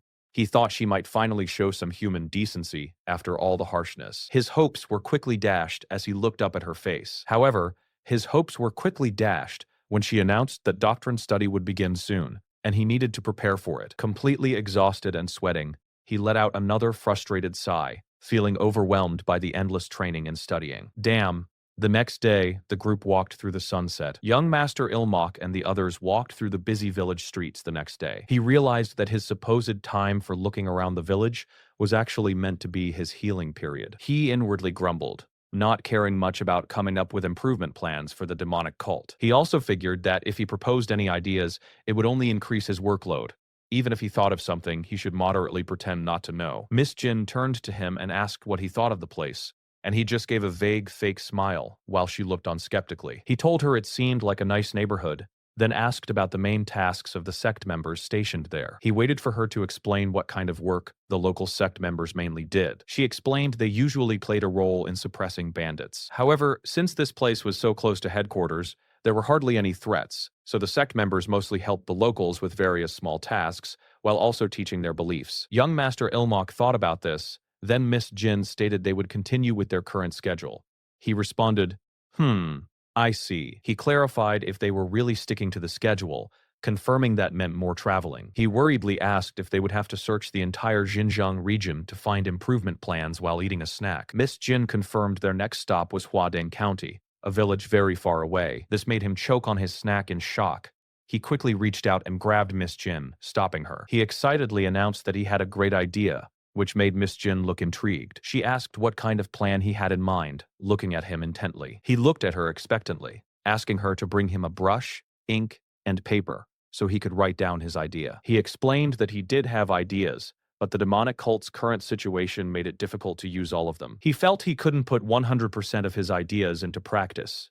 But still, well, it's better than having nothing, right? He began to write, thinking that his plan wouldn't be perfect, given the demonic cult's circumstances. He also worried that if he went ahead with it, other problems might pop up too.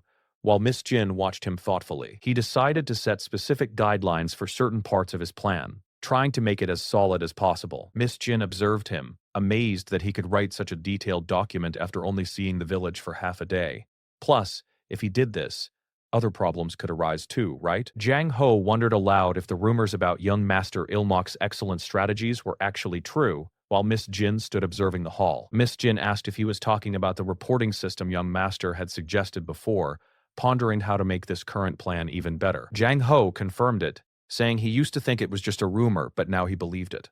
That's right. I will set specific guidelines for this plan to make it more perfect here. He emphasized that having many opinions isn't necessarily good. Those opinions needed to truly benefit their sect. Guan Mu Yel teased Jiang Ho for being too picky, asking if he was too critical. Jiang Ho insisted he was just speaking facts, and Guan Mu Yale then agreed that having many opinions isn't always good. However, Guan Mu Yale quickly added that young Master Ilmok was different, saying he agrees with Officer Guan's words. Miss Jin then asked Guan Mu Yale if he had a special kind of faith in the young master. Miss Jin simply offered a small, knowing smile, asking if he had faith in the young master for something. Guan Mu Yale explained that when it comes to finding ways to rest and avoid work, young Master Ilmok yields to no one. Two men were riding quietly in a cart, with the gentle thumping sound of the wheels filling the air. They were on a journey. A woman reviewed a scroll, affirming that the ideas presented were an excellent plan. She seemed very impressed by it. She confirmed that the young master's plan would allow them to return to the main headquarters and would surely please the heavenly demon. The young master smiled, appearing satisfied. However, the young master himself felt his plan was still missing something crucial, making it less than perfect. He wondered if this feeling was a side effect of his soul-stealing emotionless sword. He quickly dismissed that idea, realizing that the most important part of his plan focused on children. The woman looked at him puzzled. He explained that children needed very careful handling, and that he was also thinking of Seona.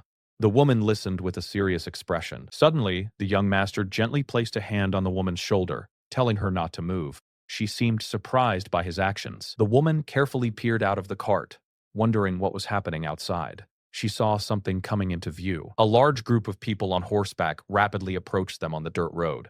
Their fast pace suggested an urgent purpose. The young master identified the approaching group as bandits. They rode with a wild energy, ready for confrontation. The woman noted that the bandits seemed quite unified, unusual for such a group. He guessed they were likely deserters from the military. Their escort warriors seemed ready to attack the bandits all at once. However, the young master advised everyone to stay calm and quietly observe what happened. The woman looked at the young master, who responded with a knowing smile.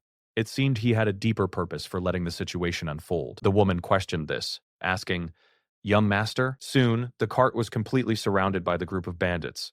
They had effectively stopped the traveler's progress. One of the bandits looked menacing, licking his blade with a hungry expression. He seemed eager for a violent encounter. He aggressively ordered his fellow bandits to kill the men and sell the women as slaves. The other bandits began to charge forward on their horses. The leader of the bandits, an older man with a beard, sharply scolded his subordinate for such cruel words. He reminded them that they were not bandits by choice. He firmly stated that their minimum rule was only to take property and never to harm people. He strictly forbade touching anyone. The aggressive bandit meekly agreed, looking down. His leader seemed unhappy with his violent suggestion. The leader expressed his wish to avoid unnecessary bloodshed, but then grimly told the travelers that it was too late for regrets. He had to feed his men. He demanded that the travelers hand over all their possessions, promising to spare their lives in return. He apologized, saying he couldn't let his brothers starve. The bandit leader sighed deeply, wishing they could earn a living through decent work. He thought, really, if only. Suddenly, one of the escort warriors from the cart leaped into action, attacking a bandit on horseback. The unexpected fight had begun. Another masked warrior also jumped from the cart, shouting to protect someone named Jin. The situation quickly turned into a skirmish. The bandit leader was caught off guard and struck by an attack. He was visibly shocked and hurt. One of his subordinates cried out in alarm, seeing their leader get hit. The battle intensified. The bandit angrily questioned why they had attacked their leader, then cursed them as filthy demonic cult bastards and ordered his men to kill them all. The young master and woman watched calmly. The two escort warriors from the cart effortlessly fought off the attacking bandits. They displayed impressive martial arts skills. One warrior swiftly knocked down another bandit with a powerful kick. The young master calmly instructed everyone to stay quiet and keep watching. The young master watched with a subtle smile as a warrior delivered another strong blow to a bandit. He seemed to be observing a larger strategy unfold. The warrior continued to move swiftly, taking down more bandits with ease. The fight was clearly one-sided, as the bandit leader was struck again. With the bandits defeated and scattered on the ground, the young master mused that these people would soon become part of his plan. He had a specific use for them. All the bandits lay defeated on the ground. The young master revealed that these vanquished foes would become the crucial finishing touch to his master plan. As night fell, a full moon shone brightly in the sky, marking the end of the day and the beginning of a new phase. The bandit leader, Hang Gian, slowly regained consciousness. He looked around, still disoriented. He realized his body was completely paralyzed and wondered if his pressure points had been targeted. He lay helplessly against a tree. The young master stood over him in the darkness, calmly asking if he was awake. Hang Jian remained unable to move. The young master then addressed him by name, Hang Gian, surprising the bandit leader. He revealed he knew who he was. Hang Jian asked how the young master knew his name. The young master explained it was not difficult to find out. The young master revealed that Hang Jian's subordinates easily shared information, especially when presented with beautiful women and food. Hang Jian cursed his men for being so foolish. The woman from the cart offered corn to the captured bandits, who eagerly accepted it. Hang Gian shook his head in frustration, calling his men idiots. The young master shared that he had heard about Hang Gian's tragic past. Hang Gian listened with a troubled expression. He continued, recounting how Hang Gian was framed for embezzlement after a younger man became his superior.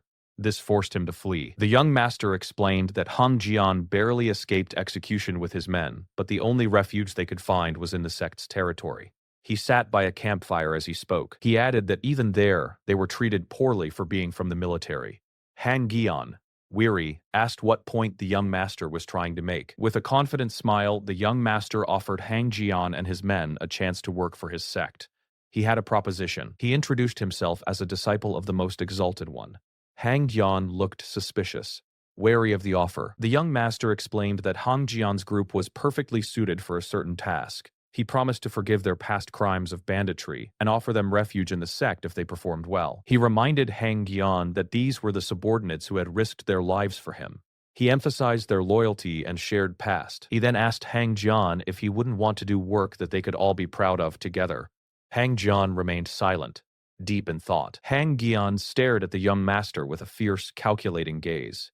He was clearly weighing the unexpected offer. Hang Jian questioned the young master's motives, asking what he saw in him to make such an offer, and if he wasn't worried about betrayal. The young master simply smiled. The young master explained that to truly understand a person, one must observe those around them.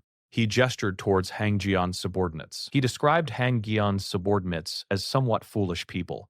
The men were seen happily eating their food, confirming his observation. However, he added that it was precisely because of their simple nature that they wouldn't follow a truly evil person. Hang Jian listened, considering this unique perspective. Hang Jian looked thoughtful, realizing he was now indebted to his brothers once again. The young master's plan was clearly working on him. The young master felt that with Hang Jian's agreement, all the pieces of his grand puzzle were finally in place. His eyes gleamed with determination. He explained that his plan was not complicated, It was simply about creating and running a school. He acknowledged that the sect's efforts to reduce banditry were indeed a good thing. A powerful warrior was seen sitting victoriously atop defeated bandits. However, he pointed out that this reduction meant fewer opportunities for children to experience the sect's grace. This led to a weakening of faith among the younger generation. To overcome this problem, he proposed that they establish and operate schools. This would directly reach the children and their families. He explained that children would attend these schools, where they would naturally learn to read and write, as well as the sect's doctrine. This process would expand the sect's influence. This systematic approach would nurture new believers and strengthen the sect's foundation for the future. An old man was shown watering a small plant, symbolizing this growth. An old, wise-looking man reviewed the scroll containing the plan. He seemed to approve of the detailed strategy. The old man declared the plan excellent, giving his approval to the young master. The young master stood respectfully before him. The young master smiled proudly, calling it a truly perfect plan. He denied it was a side effect of his soul-stealing emotionless sword. The old man then asked about one specific part. The old man noted that according to the report, something else was mentioned besides the doctrine. He pointed at the scroll. The young master agreed, confirming there was one important noteworthy point in his plan. He placed his hand on the old man's. He proudly revealed that they would also teach martial arts at the school. He exclaimed that it was like turning martial arts into physical education.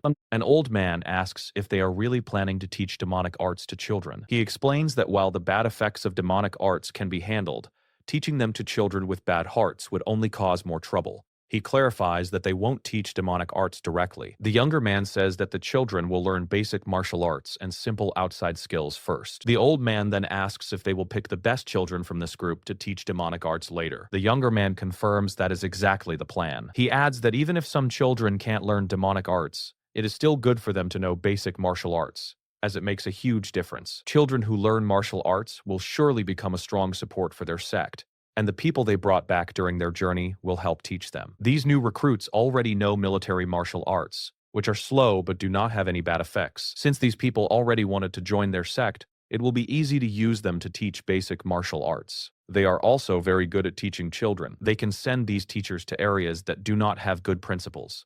The old man praises Ilmok for his hard work. The old man tells Ilmok that his effort is greatly valued. Because of his good ideas, the old man wants Ilmok to choose the name for this new school. Ilmok thinks about a name, remembering how the idea for the school came from something he knew from a modern time. He thinks about schools that teach martial arts and sports, while also teaching children to be good people. These kinds of schools are becoming popular in many places, even overseas in America. He wants the children to grow up strong and healthy.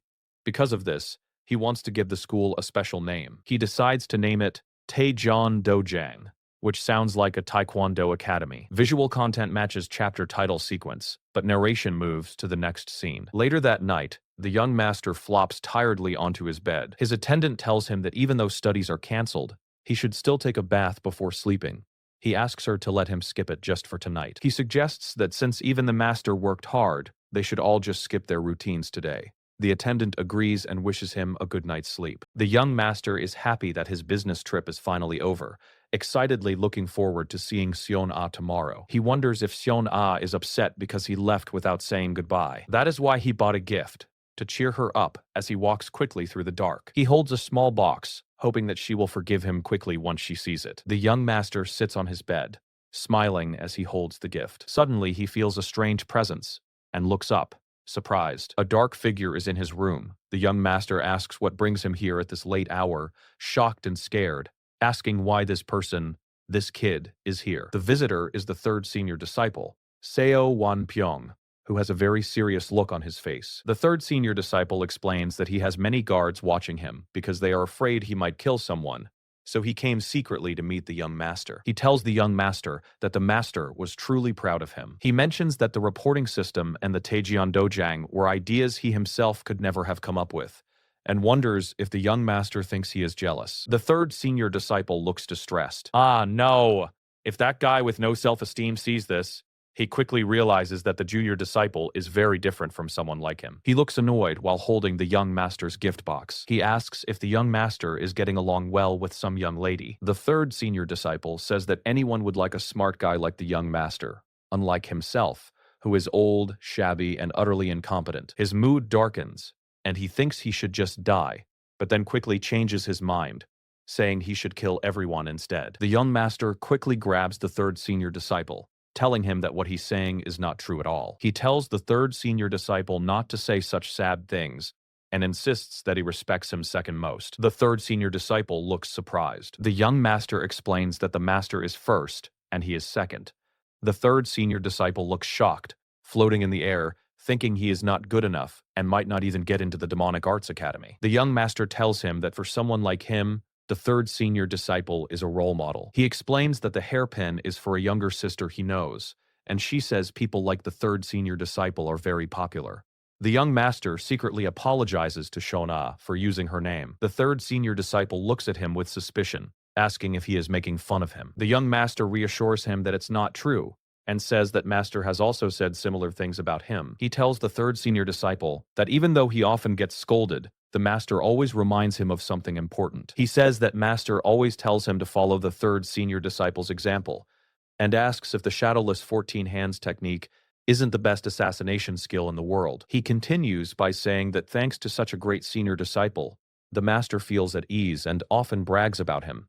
The third senior disciple looks very surprised, asking if it's truly all real. The young master looks worried, wondering if he said something wrong. He feels a strong reddish aura coming from the third senior disciple and nervously wonders if he misspoke. The young master watches nervously as the intense power from the third senior disciple grows. Small pieces on the floor start to crack and break from the strong energy around the third senior disciple. The third senior disciple then takes out his sword. He tells the young master to reflect on this senior disciple's sword and strive for more refined swordsmanship himself. The young master agrees. The third senior disciple then says it was a fun time, thanks to the young master. He bows formally, saying that he will visit more often from now on. After the third senior disciple leaves, the young master looks stressed. He remembers master's words, even about changing his underwear, and chuckles awkwardly as he walks along a path outside. The next day arrives. The young master tells Miss Jin that he will go digest for a bit, while she stands ready with plates for him. He is still excited to see Xiona today and plans to make it up to her for losing sleep because of the third senior disciple. Miss Jin stops him and asks why he is leaving. She reminds him that he missed his doctrine study yesterday and that she is making time for him to catch up now. He secretly wonders if she also needs time to get ready. The young master is annoyed, wondering why she is doing this to him. Miss Jin says his learning is more important than her own time. He thinks he cannot tell her the truth, that he is going to meet Shona now. She asks if there is some other reason he can't do it right now. He looks very nervous and can't find the right words to answer. He quickly makes up an excuse, saying he was just worried about getting drowsy after eating, and then tells her to get ready for studying right away. He promises Son-Ah in his mind that he'll really come to see her tomorrow, and asks her to just wait until then. Meanwhile, Seona stands alone, waiting at the large gate of the sect. A brush swiftly writes calligraphy, while nearby a young man struggles to stay awake, rubbing his tired eyes. Han Sejin suggested that their father had been too quick to give Seon company shares at such a young age. He admits he is tired, hinting that it's because of the third senior disciple from the night before, but he keeps the details to himself. To clear his head, he decides to go out for some fresh air, and the woman tells him she will wait for his return. The young man quietly closes the door behind him as he leaves. Outside, he yawns widely, wondering if the third senior disciple plans to visit every single night. He thinks about how he just flatters the senior disciple to survive, but he really wishes his sleep time was respected. He yawns again, longing to just take a nap on the grass with Sona. Suddenly, the young man's hand twitches, sensing something strange. The story continues, setting the stage for what comes next. He is shocked to see Shona there, wondering why she came, and notices her hair looks unusually red. Seon-Ah calls him Big Brother Ilmok, and he nervously asks how she knew where to find him. He worriedly asks if she is allowed to be out so late, remembering her mother scolds her if she stays out past dark. As rain begins to fall, Seon-Ah firmly grabs Ilmok's arm. With an intense gaze, Seon-Ah asks Ilmok why he abandoned her, causing him to flinch. Her eyes glow bright red, showing a powerful and unsettling change in her. She reminds him of his promise to play together every day. Ilmok apologizes, trying to explain he had a good reason, while images of the woman he was studying with flash in his mind. The woman, Miss Jin, appears at the door and states firmly, "No." Seona looks intently at Ilmok, saying, "Big Brother did nothing wrong." She asks if he is a disciple of the exalted heavenly demon, then places her hand on his chest, claiming she understands everything. She tells him to come with her, then pushes Ilmok to the ground with glowing red energy, showing her unexpected strength. She insists they will eat, sleep, and play together at her family estate. Ilmok, struggling, tries to tell her to get a grip, but she promises to take care of everything for him. The truth he had been trying to ignore suddenly comes to mind. Seona grins widely with red glowing eyes, finding the thought of their future thrilling. The truth is that Seona is also a proper demonic cult member who learned demonic arts, and she covers her face, seemingly overjoyed or overwhelmed, while Ilmok lies on the floor. The woman who was waiting for Ilmok earlier, Miss Jin, arrives and sees the unusual scene with Ilmok on the ground. Miss Jin asks Ilmok why he is in such a state, reminding him he said he was only going to get some fresh air. The air suddenly fills with tension as Miss Jin stares at Sona. Suddenly, Ilmok is hit as Sona aggressively attacks Miss Jin with a burst of red energy. Siona shouts for Miss Jin to die. She yells at Miss Jin, accusing her of interfering with her big brother, and Miss Jin vows to kill Siona in return. Ilmok quickly intervenes, begging Miss Jin not to hurt Siona, wondering if Siona is suffering from a chi deviation. He explains that Siona has fallen into a heart demon state, as Siona continues to unleash her powerful red energy. Ilmok tells Miss Jin to simply subdue Siona instead of harming her. Miss Jin responds by unleashing her own powerful blue energy to counter Siona's attack. She expertly uses her martial arts, creating a powerful blue force field to stop Siona. Siona screams in pain as Miss Jin's blue energy hits her. Miss Jin checks on Ilmok, asking if he is okay, but he quickly asks what is wrong with Siona. Miss Jin explains that she temporarily slowed Siona's movements using yin energy from her barehanded demon arts, assuring Ilmok that she avoided pressure points and Siona would move again soon. Suddenly, Shona attacks again, striking Ilmok forcefully in the shoulder. Ilmok cries out in pain from the unexpected hit. He quickly steps in front of Shona, shielding Miss Jin, as Siona unleashes more power. With terrifying red eyes, Siona angrily demands that Ilmok get out of her way. She threatens that she cannot kill Miss Jin if he stands there, and asks if he has a special relationship with the other woman. Ilmok confirms that he does have such a relationship, and his hand begins to glow with red energy. Siona's eyes turn dark and furious, thinking that if Ilmok won't be hers, then she doesn't need him at all. However, Ilmok pulls a crying Siona into a tight embrace. Ilmok sincerely apologizes to Siona, saying she must have been very anxious when he disappeared without a word. He explains that his master gave him an urgent mission, so he didn't have time to tell her goodbye. Ilmok admits that their meetings were a secret from everyone, and he regrets that if he had confessed earlier, she wouldn't have suffered so much. He confesses that he hated the thought of their time together being cut short, so he was selfish and apologizes for his actions, revealing a cut on his shoulder. Miss Jin watches from a distance as Ilmok gently asks Sona if she hated him for leaving. Sona, still crying, denies hating him at all. She tearfully apologizes for hurting his shoulder, while Miss Jin continues to observe the scene. Ilmok reassures Soa that his injury is not that bad. Miss Jin then quietly asks Ilmok when he became involved with a member of the Hyokrion family, prompting Ilmok to ask if she knows Soa. Miss Jin is shocked to hear Hyokrion family and confirms that Siona is the only granddaughter of that powerful family, Hyokrion Siona, while Siona continues to cry beside Ilmok. Ilmok, looking confused, asks Miss Jin what custom she is referring to. Miss Jin, watching Ilmok still holding Siona, realizes that he likely doesn't know about this custom either. Miss Jin stands in the rain, holding an umbrella, with others nearby deep in thought. She holds a fan and promises to explain the details of the custom to Ilmok later. People wondered about the new arrivals from the Hyokrion family. The woman leading them was Lady Chonghua. She was Sion-A's mother, and she looked quite stern as she stood under an umbrella in the pouring rain. Ilmok observed her, thinking how much her angry face reminded him of Sion-A. Sion-A seemed upset, calling out to the woman standing next to Ilmok. Sion-A worried her mother would be very angry, but Ilmok told her not to worry too much. Ilmok gently patted Siona's head, promising to talk to her mother and asking her to wait there for a moment. The woman next to Ilmok, who seemed to be looking after Shona, asked him what he was going to do. Ilmok paused in the rain, suggesting they should meet Lady Chonghua right away. Lady Chonghua stood sternly in the pouring rain, waiting for them. She greeted them, acknowledging their effort to come out in such bad weather. Ilmok then introduced himself politely as Ilmok, the 8th disciple of the exalted heavenly demon. He then asked Lady Chonghua if she had come searching for Shon-ah. Lady Changhua replied that it was partly for Son-ah, but she first had an important question. With a serious face, she asked about the eighth prince's true purpose. Ilmok looked confused, claiming he didn't understand her question. Lady Changhua sharply told him not to pretend he didn't know anything. She pointed out that Seon-ah had come looking for him, which meant they must have known each other for some time. She believed Seon-ah wouldn't have gone to him on her own, suggesting Ilmok had broken a family rule for his own reasons. Ilmok looked directly at her, asking if she thought he had bad motives for meeting Seon-ah. He angrily replied that they just happened to meet and became friends.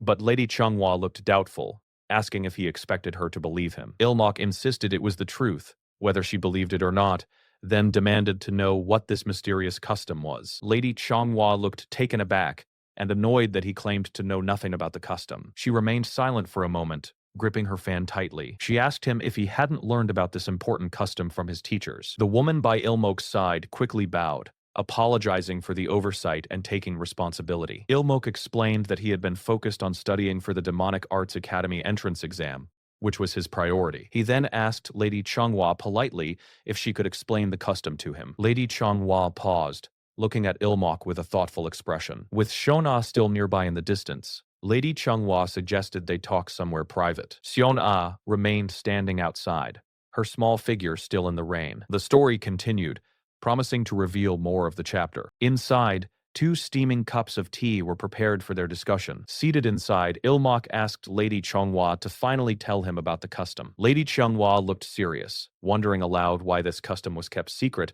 even from the person involved. She explained that girls in her family learned special arts from a very young age, which caused them to become extremely obsessed with things. Ilmok looked stunned as she revealed the arts had a powerful side effect: extreme obsessive behavior. Clenching her fan, Lady Changhua explained the custom directly. It meant keeping the child away from everyone. This isolation continued until the child became fixated on one specific object, as shown by a lonely image of young Son-ah kneeling. Ilmok wondered if they were afraid Shon-ah might hurt others. But Lady Changhua said it was much more complicated than that. She explained that people naturally become attached to those similar to them, showing a young Seon-ah crying. She pointed out that living people cannot be together forever. They get hurt, get sick, and eventually die. Especially for those in the heavenly demon sect, danger and death were a natural part of life, as depicted by clashing swords. If the person Son-ah became obsessed with were to die, it would be a terrible blow, as shown by Son-ah looking horrified at a dying person. The thought of her suffering from such a loss brought a look of pure terror to her face. Lady Changhua revealed that in the past, others had tried to use this deep obsession for their own bad plans. Evil people would try to control the Hyokrian family by targeting the person the child was obsessed with, or by threatening them. She stressed that everything they did, even the custom, was ultimately to protect Seon-ah from such harm. She finished by stating her belief that silently following the custom was the only right way to protect her child. Ilmok clenched his fists under the table, listening to her words with growing anger. Lady Changhua looked away, perhaps expecting Ilmok to now understand her reasoning. She stood up, saying since he seemed to understand, she would leave, and that goodbyes weren't necessary. Lady Changhua turned and walked away, leaving Ilmok sitting there deep in thought. To Lady Chonghua's surprise, Ilmok's companion stood up and asked if she was finished with her excuses. Lady Changhua stopped dead, turning to face Ilmok, clearly shocked and insulted by what she heard. She angrily asked Ilmok what he had just said. The woman quickly stepped forward, putting a hand on Ilmok's shoulder, advising him to apologize and pretend he hadn't said anything. With a fierce gaze and glowing red eyes, Ilmok asked her again, "Why did you abuse Seon-ah?" He firmly grasped her arm, repeating his question about her excuses, then accused her of using tradition to force demonic arts on Seon-ah while denying her a parent's love. He demanded to know if she had ever given Seon-ah a choice, or even tried to understand what her daughter truly wanted. The air grew heavy with tension as his words hung in the silence. Lady Changhua looked down at him with disdain, calling him a mere greenhorn who had just joined the sect. She angrily asked what he, a newcomer, could possibly know to speak so carelessly. Tears welled in her eyes as she cried out, asking if he understood the pain everyone felt when they had to turn away from Shon-ah. Ilmok, however, remained calm, stating that he knew nothing of those feelings. But he was certain of one thing, looking determinedly at her. He declared that her entire explanation was a lie born from her own lack of faith, shocking Lady Changhua to her core. Lady Changhua was enraged, glowing with purple energy, and screamed at him for daring to lecture her when he knew nothing. She unleashed a furious kick, aiming her attack with powerful force. With a powerful, glowing purple attack from her hand, she shouted, "Die!" Both Ilmok and his companion lay motionless on the ground, defeated. Lady Changhua looked satisfied, but then a group of people rushed in, bowing deeply and loudly greeting the master of all demons. Ilmok's master, a tall old man, stood over the chaos. He had rushed there worried about missing training, but found an unexpected commotion instead. Lady Changhua was now kneeling and trembling on the ground, while the heavenly demon, looking down at everyone, said he had many questions but would start with one. He then looked directly at Ilmok. The heavenly demon, with an aura of immense power, asked Ilmok what he meant by saying lacks faith within their very own sect. The old man's glowing red eyes bore down on Ilmok, clearly demanding a serious explanation. Rain poured as a young girl, Seon-ah, sat alone and upset. She stayed out in the rain, while inside, important people seemed to be having a serious discussion. An old wise man began to speak to Ilmok, his face serious, while another person knelt nearby. He spoke of the deeper meaning behind the words, lacks faith. Ilmok listened closely, a hint of concern on his face. No direct narration aligns perfectly here, continuing the flow from the serious discussion/concern. The old man explained that all the difficult side effects of demonic arts could actually be overcome. He reminded Ilmok that these were the master's own words when Ilmok first started learning demonic arts. He then questioned the current way of thinking, wondering why things had changed. He asked if they were already assuming that young Seon-ah would not be able to overcome the side effects. He clarified that he wasn't talking about losing faith in their whole sect. Seon-ah sat nearby, looking troubled, while her mother watched her from a distance. Ilmok knelt and explained the kind of faith he was talking about, asking Seon-ah's parents to believe in her more. He looked directly at Seon-ah's mother, trying to make her understand. Ilmok insisted that Seon-ah was young, but not foolish nor weak. He said she could definitely overcome the difficult side effects of her special arts. He added that even if she fell into chi deviation with just a little help, she would surely be able to overcome it herself. Ilmok then challenged Seon-ah's mother, asking if she didn't know these facts best, my lady. Seon-ah's mother paused, her emotions hard to read. Ilmok looked on with confidence, preparing to answer her question about his faith. He smiled confidently,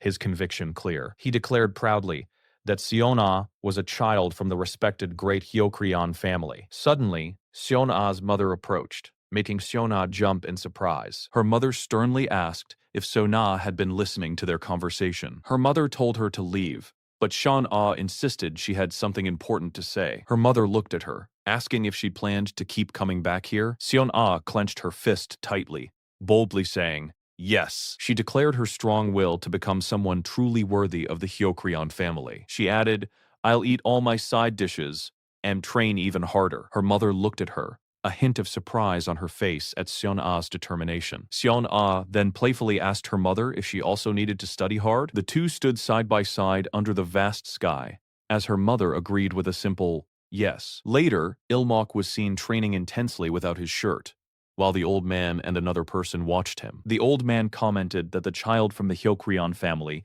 seemed very fond of Ilmok. Ilmok admitted that today's injuries were light, but he knew those side effects could sometimes be deadly. The old man questioned if Ilmok could truly handle such a child and her issues while he was tying up his hair. Ilmok assured him with a smile that Seon-ah would never intentionally harm him, and even if something happened, he would endure it all. The old man finally agreed to let Ilmok try things his way, calling him truly a mysterious child. He noted that not only did Ilmok come up with a profound system he couldn't even think of, but he also confronted the great pillar of the heavenly demon sect, the Hyokrion family, head-on. He mentioned he couldn't talk earlier because of all the commotion. He explained that if this matter is resolved well, the Hyokrion family will become Ilmok's absolute ally. He then quickly stepped in to block an attack from Lady Changhua aimed at Ilmok. Ilmok, looking slightly flustered, managed to agree with the old man's plan, saying yes. The old man further explained that the Hyokrion family would remain allies, even when the time comes that Ilmok can no longer be called a disciple of the heavenly demon. Transition to time skip. A few days later, under a bright sky,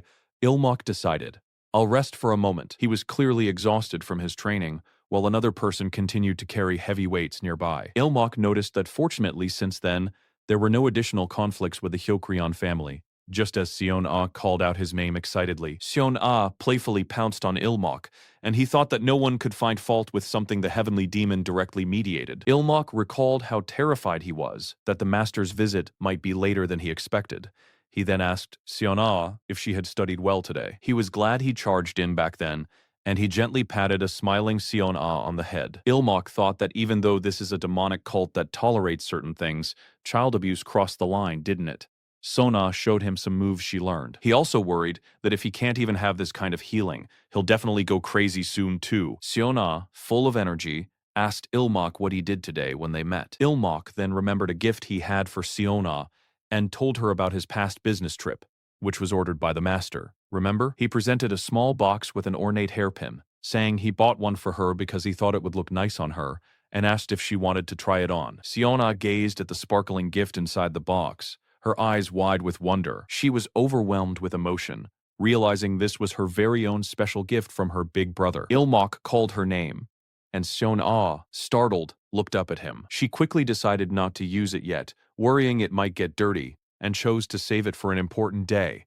Ilmok looked on, thinking she was controlling the side effects relatively stably at this level. Ilmok thought to himself that Seon-ah seemed to be handling her powers quite well. Suddenly, he noticed someone approaching with a thump. He recognized the newcomers as Seo Won-pyong and Wee Jin-hak. Ilmok immediately bowed deeply, showing respect to the eldest senior disciple and third senior disciple. He noted that Seo Won-pyong comes every night these days, so that's fine, but wondered what Wee Jin-hak was doing here.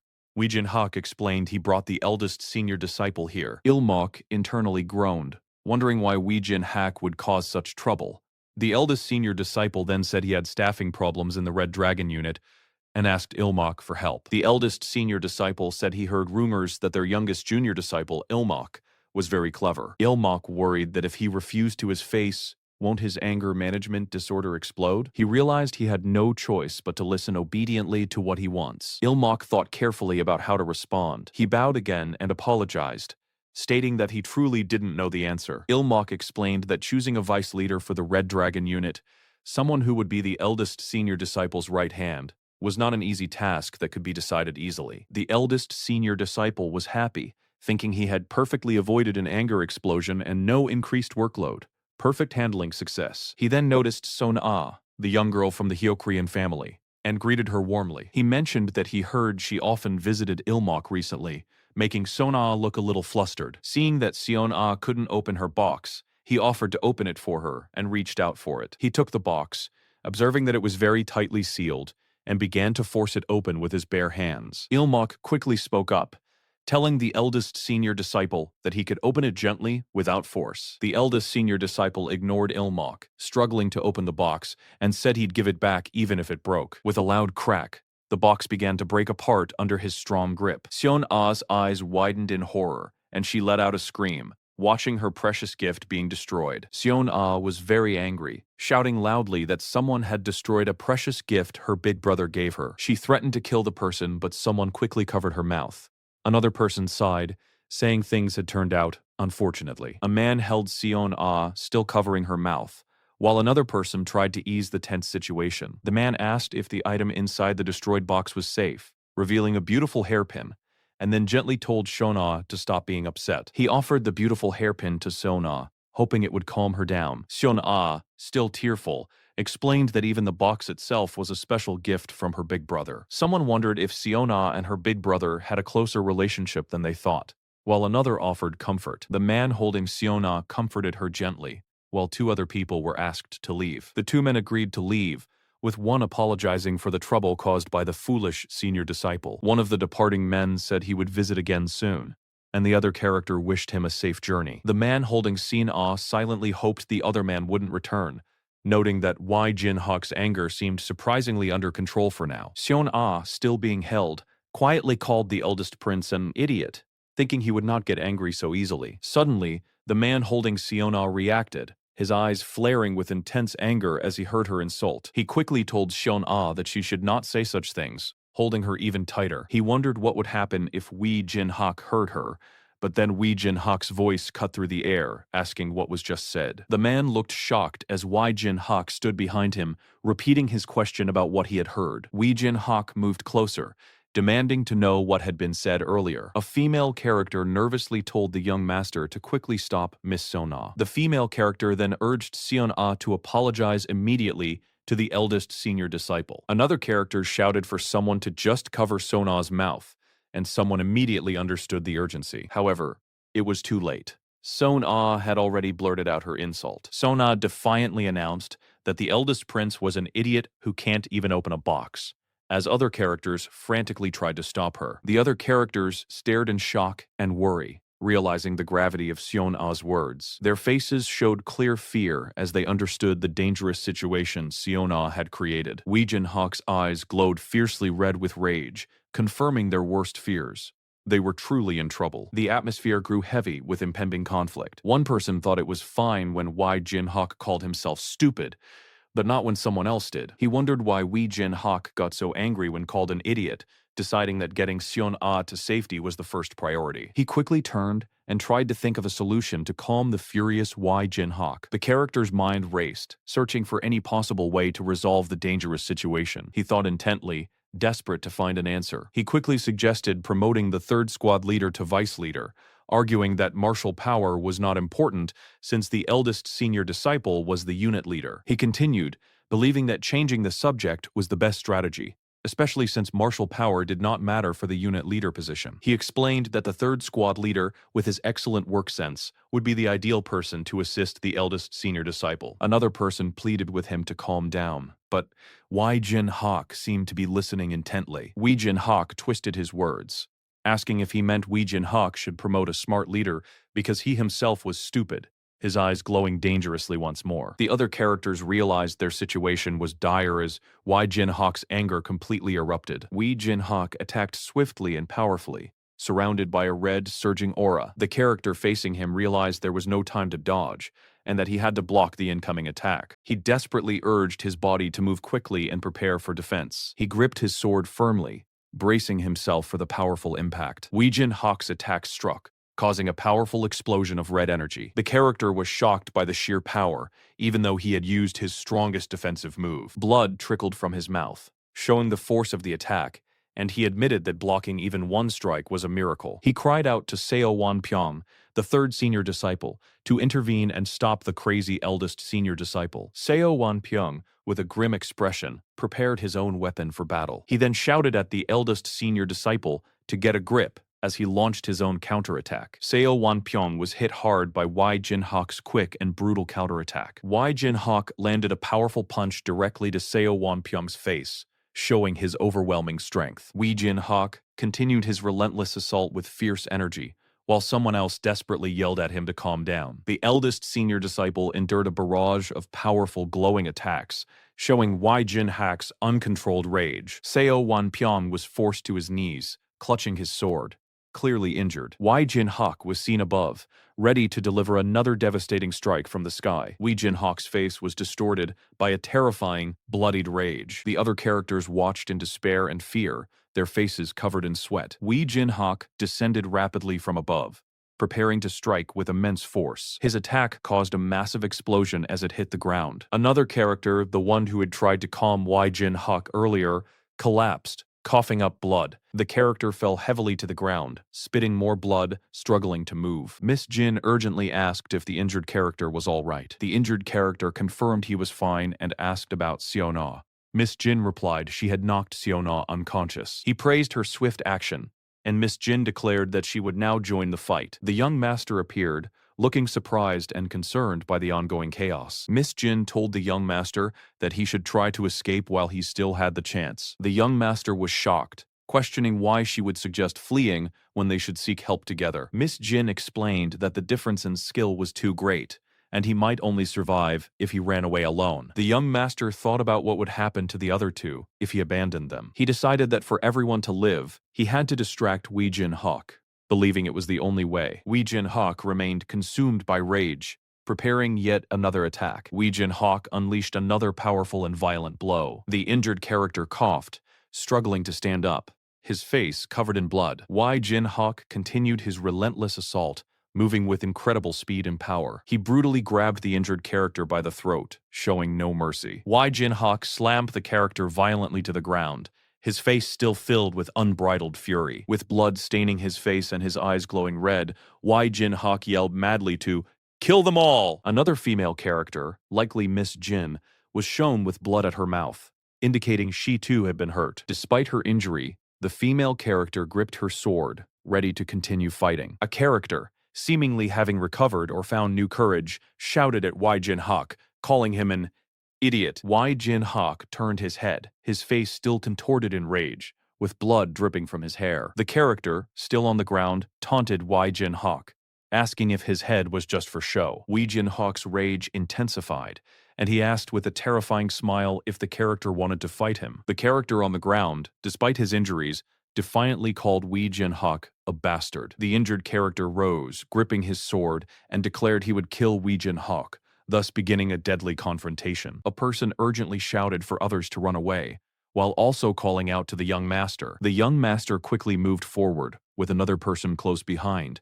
as a fierce battle began. The young master fell to the ground, hurt, as the dangerous situation continued. Someone reached out a hand to help the fallen young master, offering support. The helper told the young master to stay down, making sure he was safe. Another disciple declared that he would protect the youngest junior disciple from harm. He realized that if they just waited for people to come, everyone would die from the ongoing attack. He decided the only way to save everyone was to lead the raging attacker towards the other people.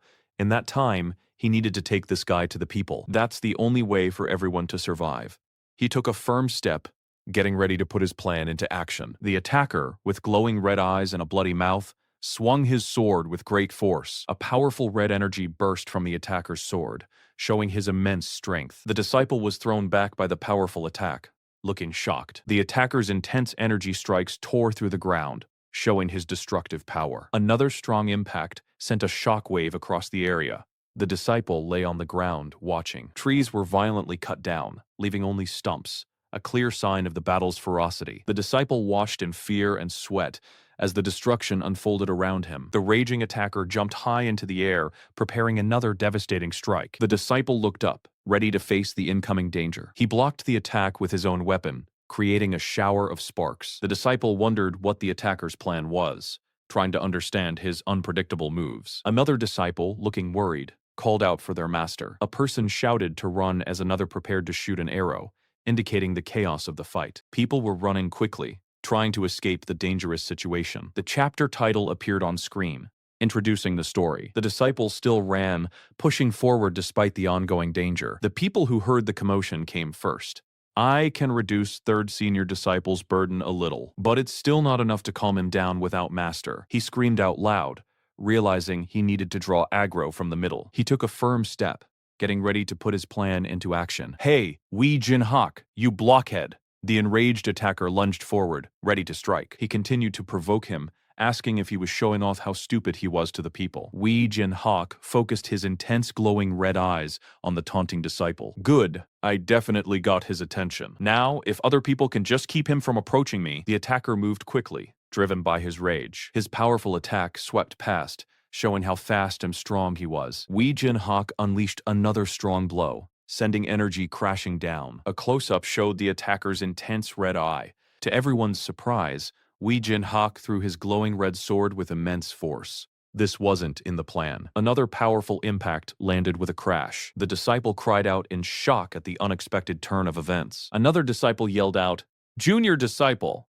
He realized that this new move, throwing the sword, was completely unexpected and not in their plan. The thrown sword hit the ground with a powerful explosion, causing a bright red light. He looked on in disbelief. The disciple cried out, shocked at the sudden turn of events. He looked on in disbelief as the situation became even more dangerous. Suddenly, a new figure, an old man, arrived and told everyone to step back. The old man reached out a hand, telling everyone that they had worked hard enough and to retreat. The old man declared that he would take care of things now, signaling his arrival to deal with the situation. "This old man will finish things." The old man announced that he, the elder, would finish what was happening as the sword landed near him. He firmly grabbed the glowing sword, ready to confront the raging attacker. This guy, the attacker looked furious, recognizing the powerful old man. He moved to attack the old man, showing his uncontrolled rage. The old man calmly commanded the attacker to kneel.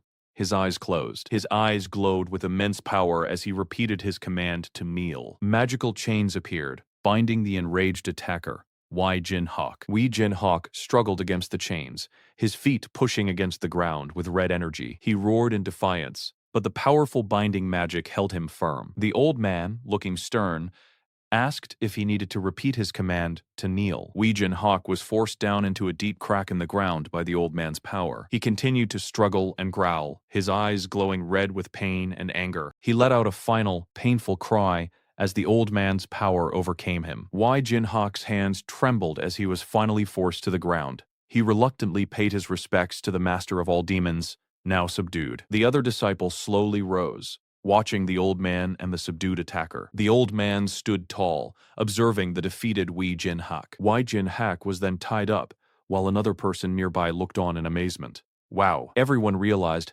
that their master was truly the heavenly demon. Seeing his incredible power, Wei Jin Hawk's furious rampage was quickly suppressed. Since no one died during the attack, Wei Jin Hawk's punishment was just to be locked away. Wei Jin Hawk's thing is, since the younger disciple was the cause of his rage, the family did not object to this light punishment. While resting in bed, the protagonist, Seon Ah, sighed. Seon Ah wondered if he could ever get some rest after everything that happened. A female disciple stood by his bed, holding a book, while Seon Ah still had bandages. She announced that they would start studying and asked him to open his book, despite his injuries. Seon Ah protested, asking what kind of studying they could do in his current state, but she offered external skills training instead. Seon Ah quickly clarified that he did not mean that, as the female disciple explained that overdoing it with injuries could have bad side effects, urging him to focus on law book studies instead. Seon Ah muttered that he understood sarcastically, as the female disciple then asked about his physical condition. Their master,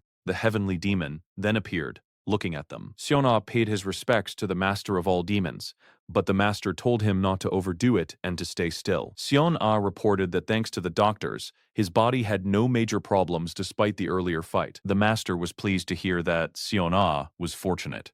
The master then announced that he was going to give Seon Ah a reward for his actions. He praised Seon Ah for his quick thinking, which minimized damage, and for his many achievements, exciting Seon Ah with the idea of a direct reward from the heavenly demon. Seon Ah wondered what exactly he was going to give. The master bestowed upon Seon Ah a special spiritual medicine, the explosive demon pill, and also said he would give him more time for training. Seon Ah secretly grumbled, feeling that more training time was just a way to make him work harder. Another disciple praised the master's grace from heaven. Seon Ah sighed internally, thinking it was pointless to argue with fanatics. The master then said he had one more thing to tell you. Seon Ah asked what it was, and the master revealed that the eldest wanted to see you once. The master offered a special visitation to the isolation chamber, if Seon Ah was okay with it. Seon Ah looked at the master, wondering what he should think about this offer. What do you think? He thought about how he did not want to see that anger management disorder again, but knew they would have to face each other eventually. Seon Ah was unsure what to do, expressing his confusion to the master. I don't really know either. The master then asked if the doors of the isolation chamber were sturdy. A lone building stands within the side of a tall, imposing mountain. Inside, soft footsteps echo through a long, quiet hallway. An elderly man with a long white beard and a younger man walk purposefully through the grand halls. The elderly man points forward, showing their destination is near. The younger man looks a little nervous about what awaits them. They stop before a huge, ornate door, waiting. This is the place. The elderly man suddenly steps aside, leaving the younger man alone, who seems surprised. The young man starts to worry, thinking about being alone with the elder senior disciple. The elder senior disciple Ilmok calls out, asking if his junior disciple is there, his face mostly hidden in shadow. The junior disciple quickly tries to decide what to do, wondering if he should bow first and vowing to run for help if things turned bad again. The injuries are mostly healed. If I see even the slightest sign of what happened last time, I'll immediately run to Master for help. Ilmok calls out, asking if his junior disciple is there. Then what should I do? Should I bow my head first? Ilmok suddenly laughs loudly, welcoming his youngest junior disciple and surprising him. The junior disciple is shocked by Ilmok's calm demeanor. He seems more normal than I thought. Ilmok then tells him he actually called him there to apologize. Ilmok explains that he now understands why the junior disciple spoke as he did, realizing it helped lessen the damage and was the best decision. A subtle smile plays on Ilmok's lips. Ilmok sits down, saying he is truly glad the junior disciple is so different from his senior disciples. The junior disciple feels a mix of relief and regret, apologizing for causing trouble with his earlier anger. As he kneels, the junior disciple then remembers something important he needed to talk about. He asks Ilmok if he remembers when he suggested the third squad leader to be the vice leader. Ilmok confirms he remembers. The junior disciple quickly says his suggestion was never meant to disrespect the eldest senior disciple. The junior disciple then asks Ilmok to consider the case of Shu Han. He continues, explaining that Han Xin also believed in the more the better, and Emperor Gaozu once asked why Han Xin served him. Han Xin replied that the emperor commanded not ordinary soldiers, but generals like himself. He asks Ilmok if he knows about the saying, the more, the better. He explains that looking at history shows a group's leader needs more than just a good strategy, but the ability to gain people's trust and deploy them in the right places. That is why I recommended third squad leader to you. With third squad leader's work sense, minor problems will be resolved automatically.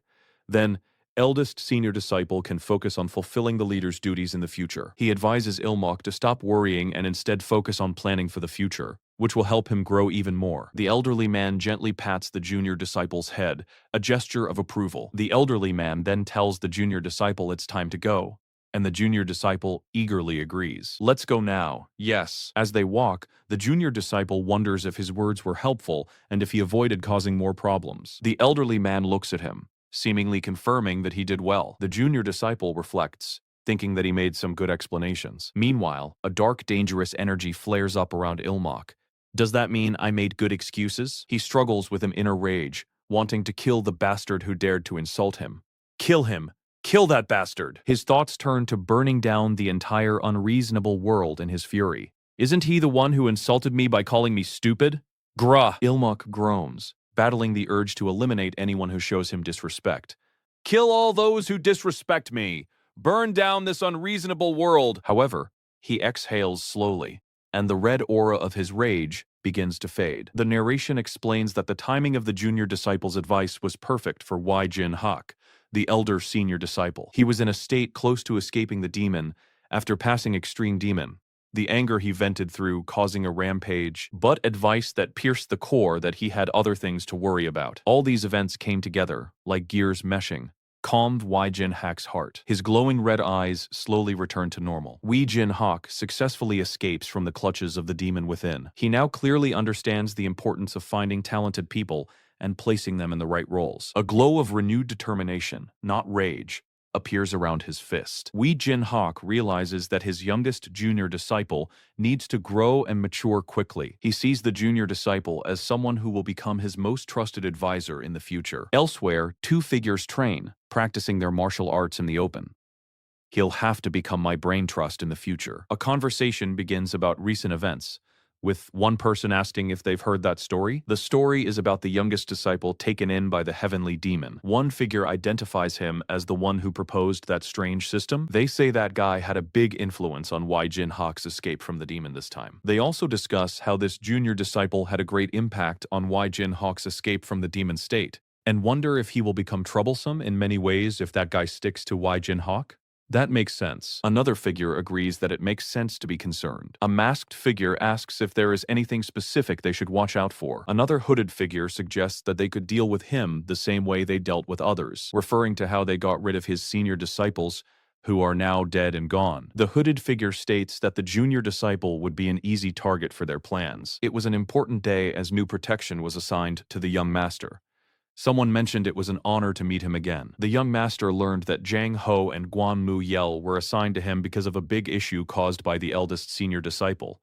Someone mentioned that since the eldest senior disciple caused such a commotion, this reassignment couldn't be helped. The two men bowed, asking the young master to take care of them again. Even though he understood the reason, the young master still felt uncomfortable having more people watching over him. Despite his discomfort, the young master expressed gratitude for sending people he already knew to guard him. Zhang Ho and Guan Mu Yel promised to keep their distance and only appear when the young master was in actual danger. so they wouldn't bother him much. As the two guards walked away, the young master secretly hoped he would never have to see them again. He then turned to another person he hadn't seen before and asked who they might be. The new person immediately grasped his hand and introduced himself, saying, "I'm Ga Yang-mun from the White Ghost Unit." Ga Yang-mun looked very eager and friendly as he greeted the young master.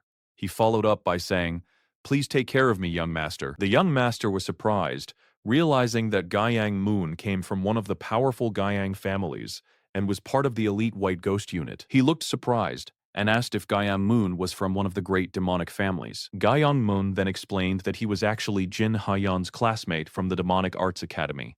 He explained that Jin Ha-yeon, who was currently using a crutch, was injured and could not do her job. Ga Yang-mun shared that his unit leader was happy to let him help his classmate.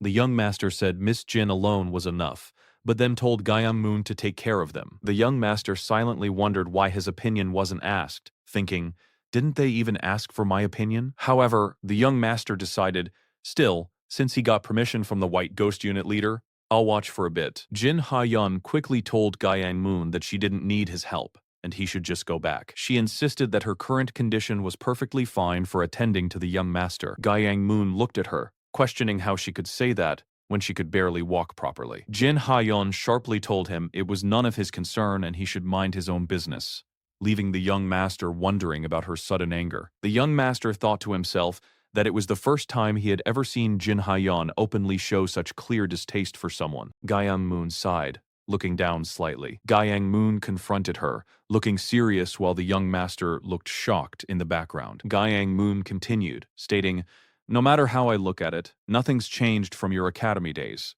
Wasting your talent and getting injured? Is this the excellent work you talked about?" Jin Ha-yeon clenched her fist tightly. She glared back at him, asking, "Are you looking down on me now?" Ga Yang-mun sighed, putting his hand to his head, trying to downplay his words. He looked at her intensely. Ga Yang-mun continued, arguing that her current injured state was a nuisance to the young master.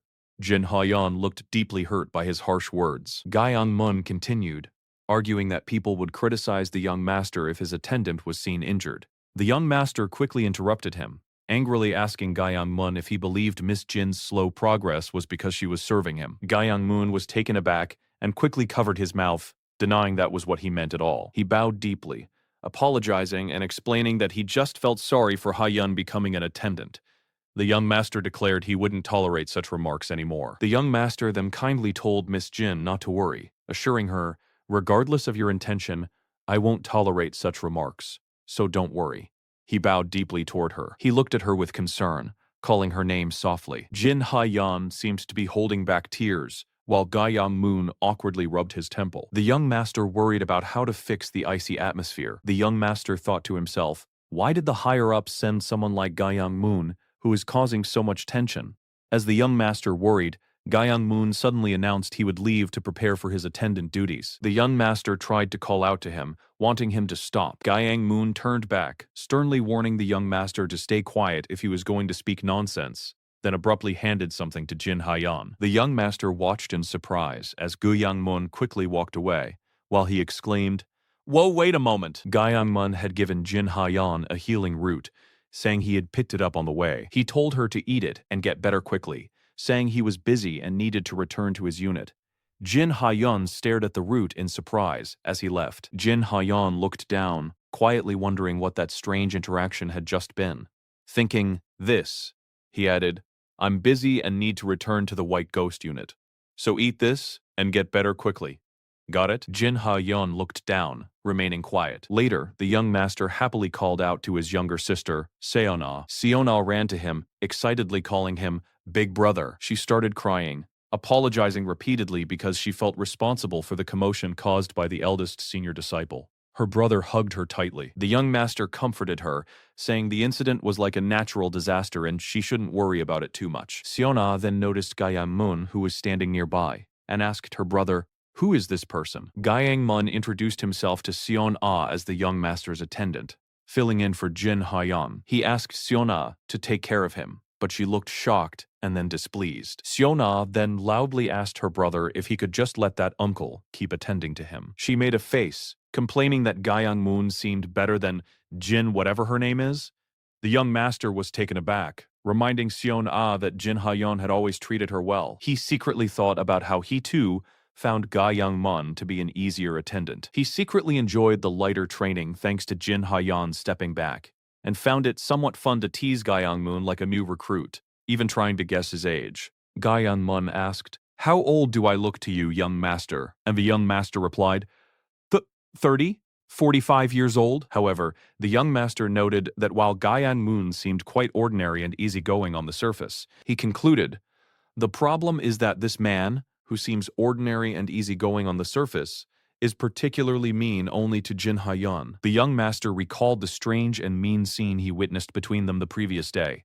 He thought, well, after seeing that scene yesterday, I can somewhat guess the reason. He then thought that Ga Young-mun probably acted like an elementary school boy who deliberately bullies the girl he likes. That kind of feeling. He wondered if he could somehow mediate between them, thinking it was a problem that could be resolved. He considered pairing them up for work, believing that at their vigorous age, if he just created an opportunity, they'll surely work out. However, his plans were quickly shut down, as Jin Ha-yeon firmly stated, "I refuse." She stated clearly that she absolutely did not want to work with Ga Young-mun. The young master found her response so firm that he had nothing more to say and asked her what she was doing here. He noted that she hadn't been at external training and had been copying doctrine books, even though he thought, but aren't these contents? Jin Ha-yeon looked down, silently. She explained that since she was considered a nuisance, she was preparing doctrine books for the young master's self-study. The young master buried his face in his hands, upset, exclaiming, "Ga Young-mun,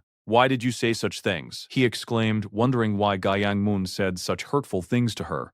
He then asked Jin Ha-yeon if she knew Ga Young-mun from before. He complained that Ga Young-mun had no manners. He described how uncomfortable he and Seon Ah felt without Miss Jin there, saying, "You don't know how uncomfortable it was without Miss Jin there." Jin Ha-yeon listened, looking somewhat sad and thoughtful. The young master, hearing her quietly sigh, asked her to repeat what she had said, but she quickly replied, "It's nothing." He then asked what Gu Young-mun was like during their academy days, wondering if he had always been so rude.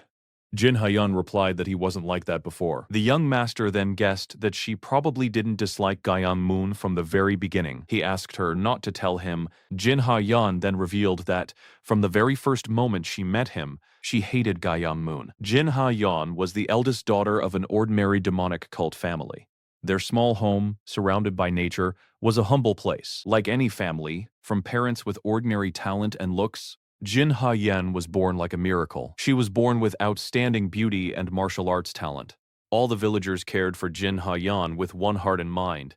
Jin Ha-yeon's dream was to become an excellent person who contributes to her sect and others. Even though Jin Ha-yeon carried a younger sibling on her back, she looked content. For this, Jin Ha-yeon prepared for Demonic Arts Academy admission from a young age. Since Jin Ha-yeon was called an unprecedented genius within the village, her parents, villagers, and even she herself never doubted her acceptance. As if repaying their faith, Jin Ha-yeon proudly passed the Demonic Arts Academy entrance exam, standing before the Grand Academy building at sunset. Jin Ha-yeon's life seemed to be going smoothly in every way, but reality didn't flow as nicely as before from then on.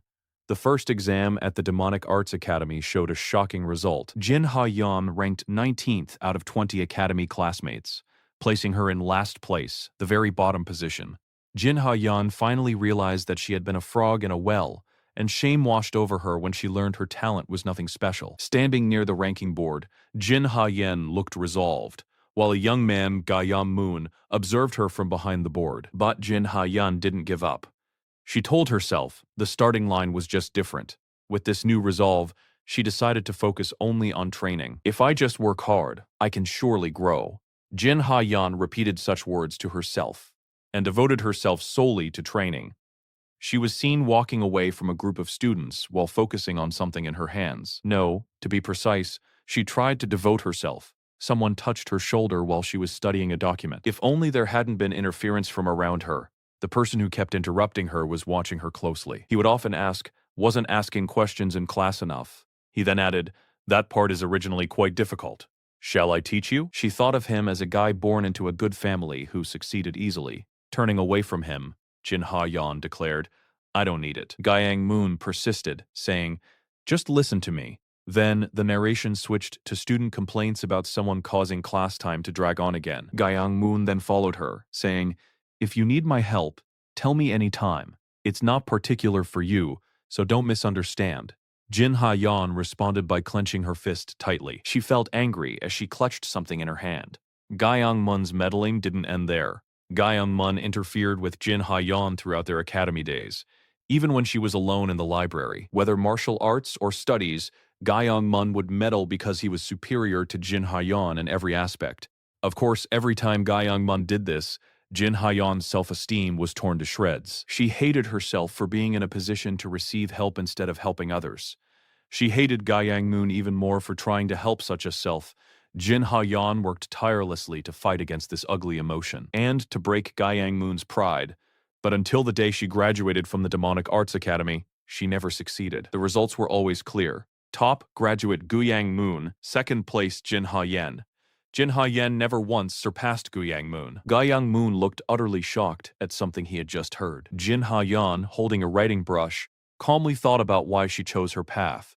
She chose bare-handed demon arts to get rid of these bad thoughts, believing it was a test from the heavenly demon that could become a better person. Gyeong-moon, realizing the situation, asked tentatively, "Is that so?"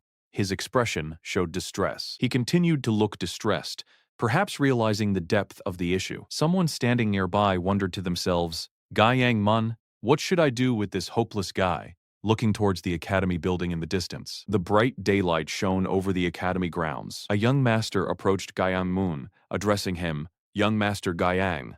He had information to share. The young master then revealed that he heard why Miss Jin dislikes him, shocking Gyeong-moon. Gyeong-moon reacted in disbelief. "Ha-yeon does? I treated her so well, why on earth?" The other person noted that he expected this reaction, realizing Gyeong-moon truly thought he treated her well. The advisor stated that while he thought he treated her well, the problem was your attitude. The advisor stood before Gyeong-moon, continuing his counsel. He advised Gyeong-moon to stop his nagging tone and not try to help her. Instead, he should quietly watch over her as a martial artist. The young master looked at Gyeong-moon, asking if he understood correctly. While Gyeong-moon seemed to be pondering the advice seriously, the advisor internally concluded, "I don't think these two will go as far as dating, but at least the situation won't get worse." Gyeong-moon looked back at the young master, asking, "For what?" The young master continued, emphasizing that if Gyeong-moon truly had feelings for her, he should approach her honestly and straightforwardly. Gyeong-moon realized with shock, "So this kind of misunderstanding must have piled up between us." Gyeong-moon suddenly turned and ran off quickly, leaving the other person behind. Jin Ha-yeon was inside, looking a bit down, wrapping a long white cloth around her leg while standing by a table. She looked composed, waiting. Gyeong-moon rushed in, breathing heavily, and asked her, "You hate me because I keep trying to help you?" He quickly explained that it was all a misunderstanding and he wasn't helping because he thought she was pitiful or lacking. Gyeong-moon continued to explain his true intentions, saying he just wanted to win your favor. Jin Ha-yeon looked at him seriously, asking simply, "Then why did you do it?" Gyeong-moon, agitated, declared he would speak honestly and straightforwardly. Another person witnessing the moment cried out in alarm, "Ah, no! Gyeong-moon!" A close-up showed the other person's tense expression, realizing the conversation was escalating poorly. Gyeong-moon confessed his true feelings, shouting that he loved her and had fallen for her the moment he first saw you. He covered his face in dismay, explaining that he thought if he did those things, she would finally look back at me. Jin Ha-yeon listened, her expression growing colder. Gyeong-moon insisted he truly had no other meaning behind his actions. But Jin Ha-yeon started to fall, deeply affected by his words. He rushed forward, asking, Ha-yeon, are you okay?" She angrily pushed his hand away, shouting, "Don't touch me," as her eyes began to change. Jin Ha-yeon let out a bitter laugh as her body started to glow with an eerie light, standing tall while Gyeong-moon and the other man looked on in shock. Gyeong-moon nervously tried to address her, but she seemed distant. Gyeong-moon continued to plead his case, saying he only wanted to win your favor. As Jin Ha-yeon stood amidst a dark glow, she whispered, "I see, so that's how it was." The other two men looked at each other, realizing, "This is more serious than I thought." She let out a bitter laugh, asking, "Isn't it too funny?" As blue energy enveloped her lower body, she continued, her form shimmering with cold power.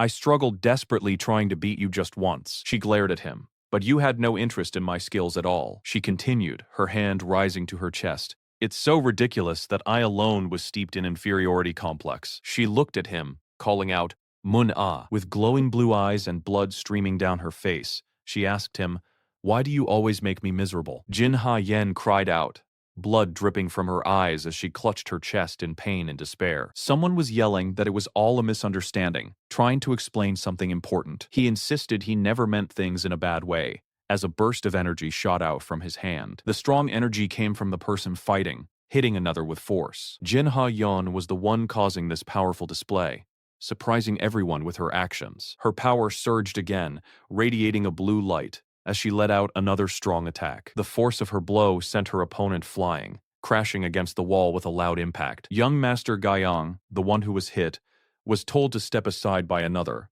but he refused. He confidently declared himself stronger than Jin Ha-yeon, ready to continue the fight despite being hurt. He tried to fight back, aiming a glowing hand strike at her, but Jin Ha-yeon moved swiftly. She landed another powerful hit, causing him to stagger backward, blood dripping from her eyes as she fought fiercely. With a final decisive move, her foot connected with him, sending him down for good. He struggled to get up, shouting as he tried to confront Jin Ha-yen once more. But she was too quick, sweeping around him with a powerful kick that struck him down again. He lay on the ground, defeated, looking up at Jin Ha-yeon with wide, pained eyes. Jin Ha-yen stood victorious, but tears of blood streamed from her eyes, showing her internal struggle. He looked up at Jin Ha-yeon, who was still crying blood, then looked around at the wreckage. She looked down at her defeated opponent, a strange smile on her face, affirming her win. The defeated person looked stunned, lying motionless after such a strong attack. He spun through the air from the impact, landing hard on the ground again, unable to move. Jin Ha-yeon remained standing, her hand still glowing, while tears of blood continued to fall from her eyes. Jin Ha-yeon remained standing, while another figure moved rapidly, launching a final strike. The figure was frozen by her power. He spun through the air from the impact, landing hard on the ground again, unable to move. She looked down at her defeated opponent, a strange smile on her face, affirming her win. She calmly told her young master that she had won the fight. The young master, looking confused and a bit scared, quickly agreed and tried to leave the room, wondering what he should do next. But before he could escape, Jin Ha-yeon grabbed his arm firmly. Still crying tears of blood, she revealed that she had beaten Gaiyang-moon, her voice filled with emotion. The young master sweated nervously, unsure how to react to her strange and powerful state. Two onlookers watched, amazed by the display of power, deciding it was best to just go along with the situation for now. One of them praised Miss Jin, saying they always believed she would win and that proud people needed to be put in their place. Jin Ha-yen looked up, her face still streaked with blood and tears, expressing how happy she was to hear that. She felt like she hadn't been this happy since starting her barehanded demon arts training, feeling her heart might burst from joy. But as she said this, more blood splattered from her mouth, alarming the young master who rushed to her side. He asked if she was all right, wondering what was happening to her all of a sudden. She didn't know, feeling like her heart was being squeezed. Jin Ha-yeon realized her emotions, frozen by the bare-handed demon arts, were now bursting out, causing her both pain and a strange joy. Suddenly, the young master heard Guanmu Yeol's voice nearby, which gave him an idea. He remembered he had other guards, and the commotion must have brought them in. These guards would know how to handle a chi deviation caused by bare-handed demon arts, so he hoped to alert them. But just as he considered this, one of the guards saw Jin Ha-yeon's state and stepped back, clearly uncomfortable. The young master tried to comfort Jin Ha-yeon, telling her not to cry, but she could only whimper an apology. Another guard, covering his ear, told her not to make the situation worse by syncing up with her emotional prize. The young master then wondered if he was overthinking things, as the guard apologized for interrupting and said he would come back later. Frantically, the young master tried to call everyone back, insisting it was a misunderstanding, as the guards talked amongst themselves about the unusual situation. He realized he was in a disaster, trying to figure out how to calm her down by himself. He knelt beside her, thinking more deeply if this truly was a chi deviation. Jin Ha-yeon continued to suffer, tears of blood still falling as she covered her face in pain. The young master recalled that with others like Xiona, whose chi deviation was caused by obsession, the remedy was straightforward. He remembered his eldest senior disciple, who acted out of rage. Once his anger was soothed, everything returned to normal. He wondered if he could use a similar method to help Jin Ha-yeon. However, the problem was he couldn't figure out what aspect of her side effect was causing this rampage, as her emotions were a mix. Jin Ha-yeon had described her side effect as losing empathy, but the young master felt that alone shouldn't make someone act like this. He felt like he was missing something important in understanding her condition, apologizing for troubling her. Jin Ha-yeon, still struggling, promised to return to normal soon, and asked him to forget what happened today. The young master was confused by her words, thinking that someone like her shouldn't get swept up by feelings. Jin Ha-yeon intended to refreeze her emotions with the bare-handed demon arts, believing it was the only way to return to her true self. She smiled eerily, convinced that by freezing her feelings, she would go back to who she really was. But the young master stopped her, firmly telling her not to freeze her emotions again. He suddenly understood her true side effect, looking at her with a new realization. He explained that her desire to suppress her feelings was what was out of control, not the loss of empathy. He told her she needed to accept her emotions, joy, sadness, and anger, and not hide what she truly felt. He insisted she must overcome the side effect by letting go of her emotional repression. Jin Ha-yeon reacted strongly, refusing to accept that she was just some ugly human full of inferiority and jealousy. She couldn't believe he would say such things to her, especially him, the young master. The young master realized he was wrong in his approach. Her side effect wasn't a loss of empathy, but the severe suppression of emotions. He understood that her chi deviation was probably caused by all those suppressed emotions finally bursting out under pressure. While ideally she would control the urge to suppress, that wasn't working. He apologized to Miss Jin, admitting he didn't explain himself well the first time. He then proposed a different solution. If she couldn't control the suppression, what if she just let all those emotions go? He told her to simply erase the feelings she was trying to suppress, to stop struggling with those ugly thoughts. If she lived by doctrine, as she said, there would be no issue with this. He urged her not to feel anything at all. He advised her to empty her heart completely, a radical solution to her problem. He told her not to suppress anything, but to just let it all go, and she finally fell silent, considering his words. A snowy, desolate scene appeared, representing her inner world. Jin Ha-yeon walked slowly through this snowy landscape, seemingly deep in thought. She looked around with a sense of wonder, processing her surroundings. She stood before a grand icy hall, asking herself if this was Pungum Hall. Touching the frozen structure, she realized that the emotions she had long frozen were now starting to surge powerfully within her. All the feelings, envy, jealousy, inferiority, camarity, anger, and sadness, came rushing back, painful because she had tried to hold them in for so long. She confronted the frozen gate of her heart, realizing she shouldn't bottle up her emotions, but instead let them all go. With a powerful surge, she broke through the icy barrier,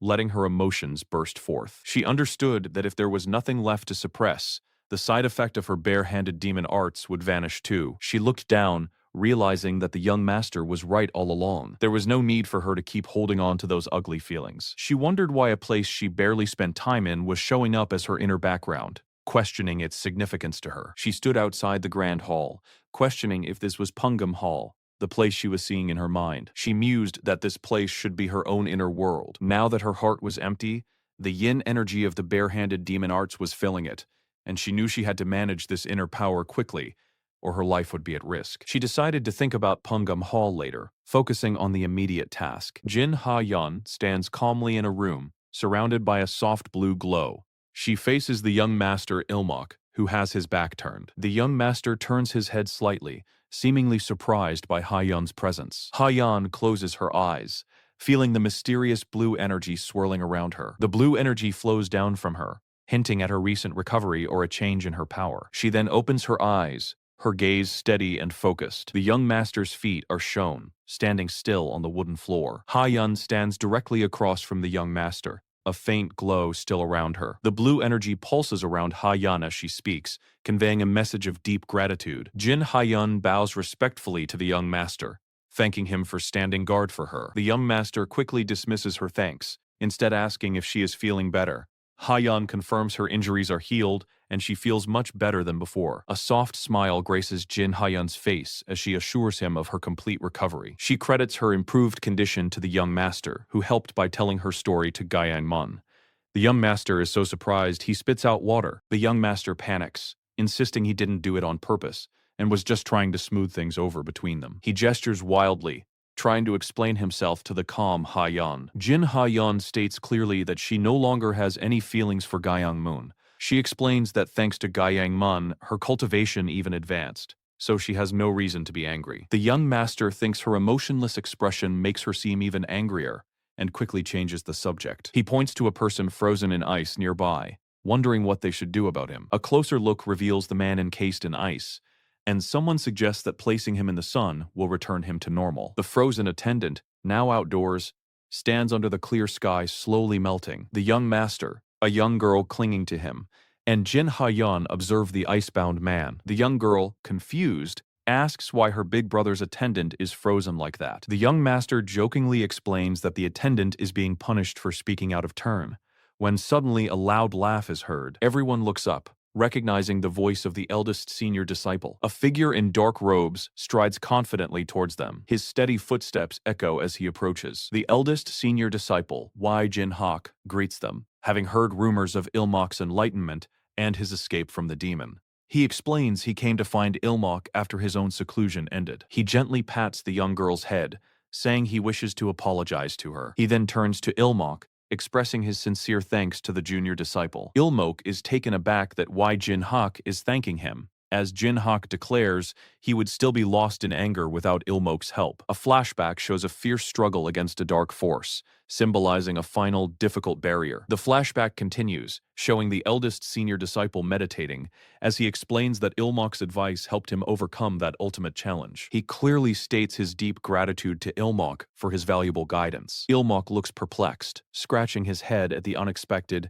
intense thanks. Wee Jin-hak then mentions he has been thinking about who would be the best brain trust for someone like him. Ilmok feels a sense of unease, realizing the conversation is heading in an odd direction. Wee Jin-hak declares with a big smile that Ilmok is the only one suitable for the role. Wai Jin-hak claps Ilmok on the back, causing Ilmok to grimace, thinking his bad premonitions are always right. Ilmok tries to protest, reminding the eldest senior disciple that he is just a youngster who hasn't even graduated, and the role seems too grand for him. Wee Jin-hak reassures him, saying he is not talking about immediately. He tells Ilmok to focus on entering the Demonic Arts Academy for now. Wai Jin-hak strikes a confident pose, declaring that in the meantime he will become a fine man worthy of Ilmok's service, while Ilmok silently despairs at his senior's lack of listening. Ilmok turns away, deciding to address the matter later. He then asks the eldest senior disciple why everyone has gathered together. 3 more senior disciples stand respectfully behind Wai Jin-hak,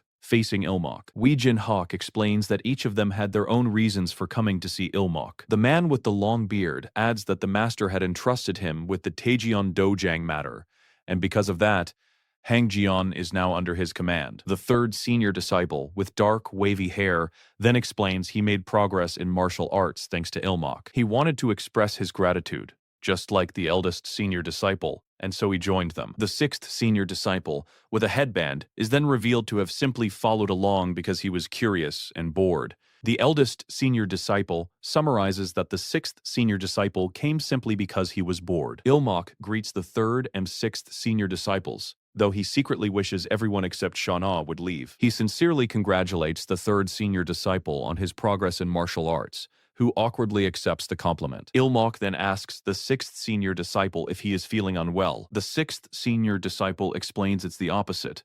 When he is alone, he often sees things and hears voices. He says that being around so many people, 11 of them, actually makes him feel calm and at ease. Ilmok starts counting the people present, a puzzled expression on his face. He covers his face with his hand, realizing something is wrong with the 6th senior disciple's count. Ilmok corrects the 6th senior disciple, stating that there are only 10 people present in total. There are only 10 people here in total right now. No narration for title card. That night, the scene shifts to Seo Wanpyeong's manor, under the quiet moonlight. Someone lies sleeping in a bed, covered by a blanket. Ilmok stirs restlessly in his sleep. He wakes up with a sigh, rubbing his forehead. He sits up, thinking that something about the day's events felt strange. He considers that his own cultivation realm had advanced, but he wonders if the celebration earlier felt too dull, and if he himself was embarrassed. He recalls how it seemed he only paid attention to the eldest and 6th senior disciples. He sits fully upright, questioning if he forced himself to respond to their praise, even though he wasn't truly happy. Ilmok stands by the window, pondering if he was secretly mocking their pride in his achievements. He quickly dismisses the thought, telling himself that no one can truly know what he was thinking. Ilmok stands resolute, deciding he cannot simply sleep while these doubts linger. He feels a strong need to find out the truth behind his feelings and the day's events. Ilmok leaps gracefully into the air, embarking on his secret investigation. He lands silently on a rooftop, moving with practiced ease. He realizes he needs to confirm his suspicions, as he cannot rest with uncertainty. He jumps across the rooftops, knowing that his task won't be difficult. He plans to quietly enter the youngest's room, as he had done before, and wait if the youngest is asleep. He peeks into a room, his expression thoughtful. He spots a figure entering another room. Ilmok wonders if this person is the youngest's exclusive attendant. He recalls the attendant's name as Jin Ha-yun, and remembers hearing she also advanced thanks to the youngest. Ilmok thinks about leaving them alone, sensing a strange atmosphere between them, and deciding not to interfere unnecessarily. But then, a shadowy figure appears above the sleeping youngest's bed. The shadowy figure reaches towards the youngest's neck. The shadowy figure speaks, stating that if Ilmok wanted him to believe he would leave, he was mistaken. The shadowy figure's eyes glow in the darkness, revealing his awareness of Ilmok's presence. Ilmok, startled, jumps back with his sword drawn, realizing his stealth was useless. The shadowy figure explains that identifying a target in the dark is a basic skill for an assassin. Ilmok holds his sword ready, confronting the mysterious figure. He demands to know who the shadowy figure is, having never seen him among the youngest's subordinates, and questions his presence in the youngest's bedchamber at night. Suddenly, the third senior disciple's voice booms, demanding to know the reason for the commotion and the shadowy figure's purpose. The third senior disciple prepares to attack immediately if the figure doesn't explain himself. Ilmok quickly calls out, asking the third senior disciple to wait. Ilmok explains that he knows the person standing there. The third senior disciple, sword still drawn, looks confused and asks Ilmok what is going on. Ilmok holds his head, thinking it's already strange that the third senior disciple is here. But what truly baffles him is why Gyang Moon is present at this moment. Gyang Moon looks shocked, holding up his hands defensively as Ilmok points his sword directly at him.